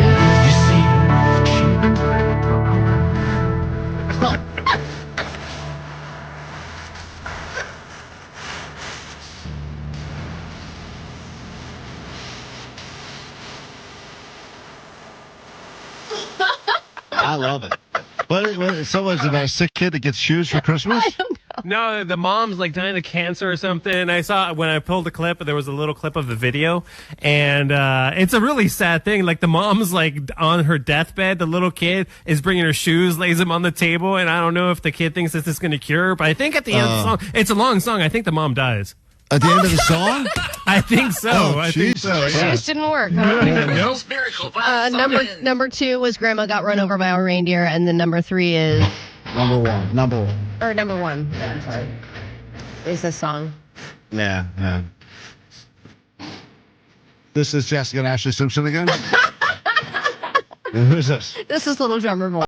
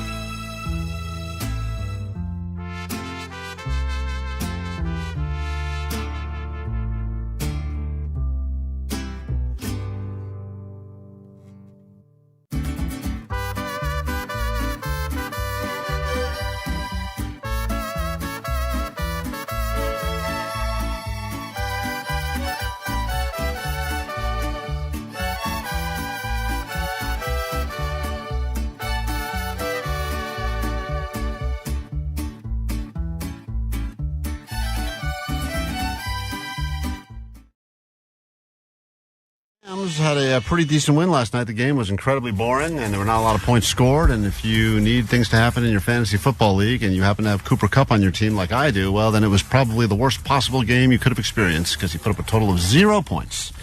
But that all aside, as you know, we've been picking the football games all season long, and as we get closer and closer to playoff time, Vanessa and I have been picking the games. Last week, I think she came a little bit closer to me, but once again, it will be at the end of the season who got more of the games correct. As you know, Klein's Line is brought to you by Prize Picks. Run your game. Here we go. Hit it. And. Oh, okay. And all hold right, on, all and right. hit I it. thought you had And it. hit it. All right. And I got it's Friday. it. We've given up already. And they're off. It's time for Klein's Lines. Vanessa, I know. 9 o'clock tab, Klein. I know. I'm going to ask you a serious question, though. Who do you think is going to win the game that already happened last night between the Niners and the Rams? Game already happened. I just talked about it, but who do you Believe think? it or not, I pay attention, my friend. The Rams won. Well, you think something about the Cooper. something about the Cooper. That is professional football analysis that you only get right here on KROQ. We'll pick some games that may matter this weekend, and here we go. Perhaps the most interesting game of the weekend will be a potential preview to things that we could see moving ahead in the season. Who do you think will win the game between the Bills and the Lions, two of the best teams in football right now, Vanessa? Oof, tough one. I've heard good things about both teams. I'm going to go with the Lions. Love it. Interesting. It's hard to pick against the Bills. That'll be very exciting. I'm going to take the Bills in that one, so we differ there. Let's go with this one, Vanessa. Bucks, Chargers. Playoff implications happening. I believe that game is here in L.A. Bucks, Chargers. Who do you got in that one? I got money down on the Chargers. You do? Of course not. Oh, okay. Thought you did. I think the Bucks are going to win that game as well, so we differ there. Really? And we'll wrap it up with this Steelers-Eagles game. Who's your pick in that one? The Eagles. Okay. I think we all knew what that meant, right? Yeah. I like the Steelers to win that one. So we're different on all three. Chance for you to make a big comeback, which you need, by the way. For keeping track to this point in the season, I've got 32 right. She's got 23 right. If for some reason she's doing better than me by the end of the season, I'll be forced to run naked around the streets of Los Angeles or something like that. Wrap up the show with your weekend song and your takeaways next on KROQ.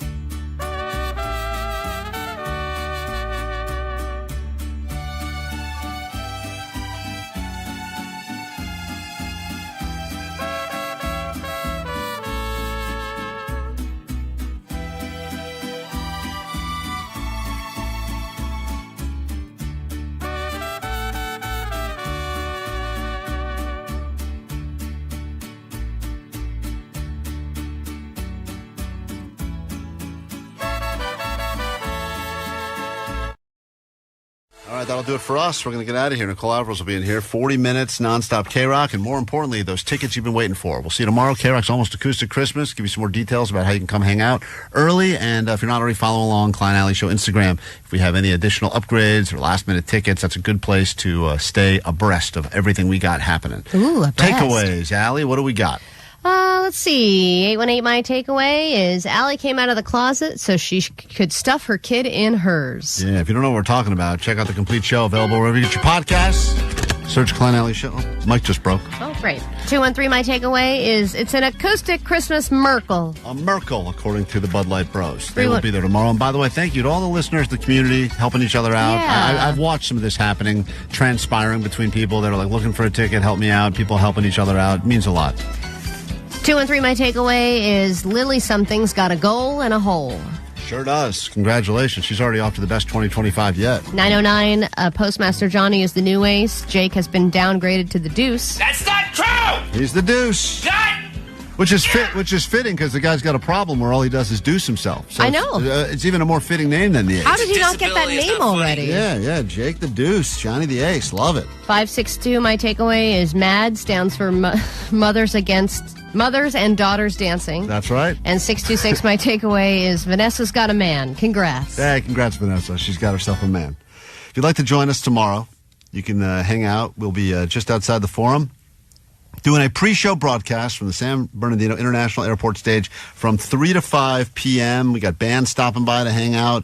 We'll be upgrading someone with a first-class VIP party upgrade courtesy of our friends at San Bernardino International Airport, plus one Vizio 5.1 soundbar powered by DTS-X Audio. We'll bring gifts for you for the holidays, and we'll all get together, and that'll be a lot of fun happening tomorrow, so hopefully we see you there. Omar, you got a takeaway from today's show? Yeah, my takeaway is that the cozy corner is terrifying. Yeah, don't go to the cozy corner at Allie's house. It's cozy. We talk about that in therapy for years. Think about things and breathe. Jake the Deuce, you got a takeaway? I don't care what anyone says. I think Matthew is cake. Matthew is cake. He called earlier today, said he was not, but we're pretty sure he's cake. Allie, got a takeaway? My takeaway is Netflix has never made money. Never. Don't be fooled by those numbers you're seeing. I had no idea. You guys but ready? Klein knows. You ready for the weekend banger that maybe you will never hear again? You're not going to hear it at Acoustic Christmas. I was hoping this would be the year that we'd get on stage and perform this with our friends Crystal Method. But you get it right here on KROQ. We'll see you tomorrow at Acoustic Christmas. Have a great weekend, and we'll do it next week and try to do it better. And here is your weekend song. Bitch. What was I going to do? Survey says wrong. It's not about that Monday, Tuesday. No one cares about Wednesday. Thursday. Forget that noise. Are you ready for the weekend? Are you ready for the rear end? Are you ready for the weekend? Are you ready for the rear end? Monday, Tuesday, Wednesday, trash. Thursday, Friday, forget about that. Friday, Saturday, where it's at. It's Sunday, sleeping in, eating brunch. You guys need to do more better. I do pee in bottles occasionally. Ooh, or harder, or Bonker. Hit the beach or hit the mall. Go out with friends, do nothing at all. Sleep in, watch movies, read books. Anything goes, just take a look. Are you ready for the weekend? Yeah. Are you ready for the rear end? No. Are you ready for the weekend? Yeah. Are you ready for the rear end? No. Are you ready for the weekend? Yeah. Are you ready for the rear end? No. Are you ready for the weekend? Yeah. Are you ready for the rear end? No. Are you ready for the weekend? Yeah. Are you ready for the rear end? No. My goal is to sleep with 1,000 guys in a day. Klein Alley Show. KROQ.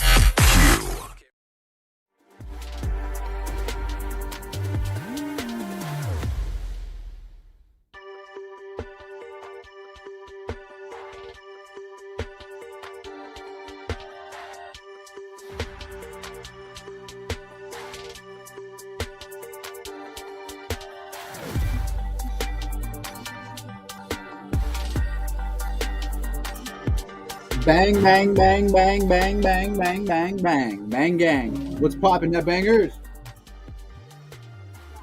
What is good? What's poppin'? How are y'all doing? It is happy almost acoustic Christmas Eve, baby. We have made it. We've made it to the home stretch. By this time tomorrow, it's going down. Jay will be out. Surfer Jay will be at work. Vanessa will be rolling in with her little stroller thingy. She'll be sneaking into acoustic because we actually don't have tickets to go, so we have to like sneak in. I'll sneak you in. You'll sneak me in. Thank you. Yeah. So Nicole gave away tickets yesterday, and shout out Donovan Arias, net banger, who just scored tickets from Nicole by following her and messaging her on IG. Got a pair of tickets to acoustic. You guys saw that net banger exclusive? Yes. He got in, and he is gone. All thanks to Nicole. Thank you, Nicole, for such goodies. Oh shit! She's plugging again. Here she comes. Plug again. Okay, she just said if anybody wants a pair of tickets to Acoustic Christmas, Nicole is gonna hook you up. Yeah, She's got one more pair. One more pair. So if you want to hit her up at NIC Alvarez on Instagram and DM her. It's completely random. I'm so tired, guys. Completely random. She'll choose somebody, and you'll be on Acoustic Christmas too. So you'll be in. You'll be all set and good to go. So shout out Donovan Arias. He says, "Gracias, Nicole." 3 hearts.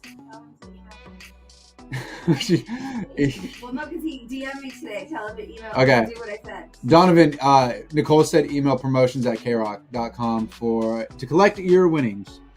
Okay, we're a day away. The pre-show broadcast is happening 3 to 5 p.m. We're all going to be there. You're going to be there. It's going to be really, really, really exciting. And we're really excited to upgrade somebody's tickets tomorrow, too. You guys are going to get VIP ticket upgrades. One And lucky that's listener. only if you go to the broadcast that's happening with Klein and Ali. One lucky listener is And going if to go ahead and you're get there, that. if you're not going to Acoustic Christmas, don't you She's worry. so cute. She says acoustic. You know what I'm saying? Acoustic Christmas. We're going to be live streaming the whole thing, too. So Mhm. Tim's going to be there, too. Yeah, Tim's going to be there, too. So you guys are going to finally see Tim. You guys have any guesses on what Tim looks like? Drop it in the chat below. I'm thinking, I've never seen Tim either. I don't know what Tim looks like. So I'm guessing Tim has got to be like a 6-foot Asian gentleman with a beard and maybe wears clear framed glasses. That's my guess for what I think Tim looks like. He might have a little bit of chin stubble and he might have earrings. I don't know. That's what he looks like and sounds like in my head. That's just me. Because I know a lot of you guys, when you listen to the show, you guys don't know what we look like. For the longest time, we get a lot of calls that say like people don't know what we look like, and then that we look nothing like what you thought we looked like. Super incorrect. No. Don't expose yourself, Tim. Let the people guess what you look like. People say, okay, look at Bexy thinks that Tim is 5'9". That is just an inch off. Tim was a clone of Johnny. Tim is not a clone of Johnny. So cool. The world can't handle too much of that. I Sneak think attack. Tim looks like a cool dude. Hold on. He does. Y'all can't call me a fake Mexican no more. I got the sombrero to prove it. I got Also, my that hat. is so mean to say. I got a hat to prove it. Don't say that. Tim is not 5'9". Tim is probably 5'8". 6'1", 225 of pure chocolate. Yeah, maybe Tim's black. Maybe Tim's white. Maybe Tim is what else is there? Maybe Tim's Indian. Latino. I don't know. Asian. Come see tomorrow. You guys will see what Tim looks like. And Justin the engineer is going to be there too. I think also too. Oh no, actually no. Jim, old man Jim's not going to be there. Oh, man. Jim's not going to be there. From Johnny He's versus been Jim. on. He's the homie. Nicole's going to be. Are you going to be at acoustic? Yeah, Nicole's going to be at acoustic. So Nicole will be at acoustic. Vanessa is going to be at acoustic too. She will not be wearing the KROQ hat though, unfortunately. That is a limited edition drop. I see you, Karina. I'll check my messages. Ooh, Karina's got a head start. No, she's going to it. Everybody's going for it. Everybody's going Karina, to Nicole's DM. I need phone numbers because I'm gonna just randomly call somebody. And then she's going to sell your phone number online too to all the homeless people on Hollywood Boulevard, right? Greg, Yeah. Harmon. Oh yeah. Oh, hi, Donovan. You guys are going to miss out on all this goodness over here at Acoustic. You guys aren't coming tomorrow. So make sure to go grab your tickets right now. There's still very few production limited run tickets left. There's 10 tickets left. She just checked right now. 10 tickets left. So make sure you guys go get your tickets, please. Grab them while you can. We're going to wrap this up a little bit early because we're going to got a lot of work till tomorrow's show tomorrow. Karina's in the lead. Karina's going. She said, I sent it to you. Ooh. Hi, Bexy. Oh, yeah. Bexy's going, I think, too. Lily doesn't care. Lily does not care. Lily doesn't care. I don't care about things a lot. Guys, remember, we're doing interviews with AWOL Nation, Baby, and the Linda Lindas. They don't care. Tomorrow. Oh, they Love care. you, John Paul. They care. Kelly. And you guys are going to show up early, too. Chris. I am cozy. She's very cozy. Remember, it's a ticket upgrade and a chance to win a Vizio soundbar, too. So you guys are going to want to make sure to get out there really early, come hang with us, and come for a chance to win. Okay? And then you're going to enjoy a great show. And Shabuzi's going to be there, too. Shabuzi's going to be singing for Klein. So make sure you guys come and see Shabuzi. Hi, Alex. He may or may not be there, but I think he's going to be there. Karina. They're vouching for Karina. Netbangers want Karina, so she's got to have to win. I'm just going to close my eyes and pick, but Karina's really in the lead. She might Lily, win. I thought you didn't care, Lily. Oh, now she cares. Lily. They only care when they want something. That's how the Netbangers Hi, roll. Joe. All right, y'all? Oh, I love them. I love you guys. Yeah, and all the Oh my Netbangers, come God. say hi to Nicole and everybody tomorrow, too. Hi, guys. Come say hi to Nicole, Megan, everybody that comes. The whole KROQ fam's going to be there, Do too. you want to meet Frankie? Oh, yeah. Do you want to meet Frankie? Because the come take a seat. coolest man in the building. Tell them what Say station hi you're to from. the Come on. Netbangers. YouTube The Netbangers. YouTube live stream. Oh. 200,000 people right now. Come say hi. Come take a seat. Come say hi. Come say hi. Ladies and gentlemen, from the wave, Frankie Ross, baby. Look at that. Oh, he's gone. Oh, he's gone. There's his hand. Frankie, give him a little something. Give him a little bit of your golden voice. Say 94.7, the wave. What up? Say 94.7, the wave. What up? That banger, say what's out of Frankie. Look at you right there. You're right there. Look at. What up? Oh, Frankie, will you be at acoustic tomorrow? No. Hater. Frankie's not coming to acoustic. I have another party to go. I went last year. Whose party are you going to? You can't. friend. You're not seeing him. He's a radio personality. You're not supposed to see radio person. Yeah, you are. Frankie's got a really nice face, too. Frankie deserves to be on camera. I have a face for radio. He does have a face for radio. Oldest joke in the book, but Frankie's got it. Face for radio. Frankie is who I wish I looked like. I think Klein used that before. Yeah, Klein is the guy that always uses all the old school terms. That's where I got it from. Yeah. So, sadly, Frankie will not be at acoustic I tomorrow. gotta be acoustic now. But all of us will be Next there. year. You'll be next year? Next year. Pinky promise. Next year. Well, it depends on On the lineup? Hang up. Wow, he said it depends on the lineup. Well, but then that's fair. I can come hang out in the Foreign Club in the back. That's always fun. Yeah, that's where we want to see you too. That's where we at. Frankie from 94.7 The Wave. Worlds colliding right here, man. KROQ and 94.7 The Wave. It's like the meme that you see on Instagram. Boom. We'll be there. Oh, Vodka. wow, this early in the morning. Water. Vodka. She's not kidding. She's not kidding. Anyways, Netbangers, our time is up. We will see you tomorrow, bright and early at Acoustic, Okay. 3 to 5 p.m. Is it yummy? Be there. I look We'll like see ya. Christmas. Love you guys. You're Thank not you so coming much for tomorrow. watching, and thank you so much for coming to Acoustic tomorrow, too. We will see you guys. Take it easy. Karina. Timbo, take it away.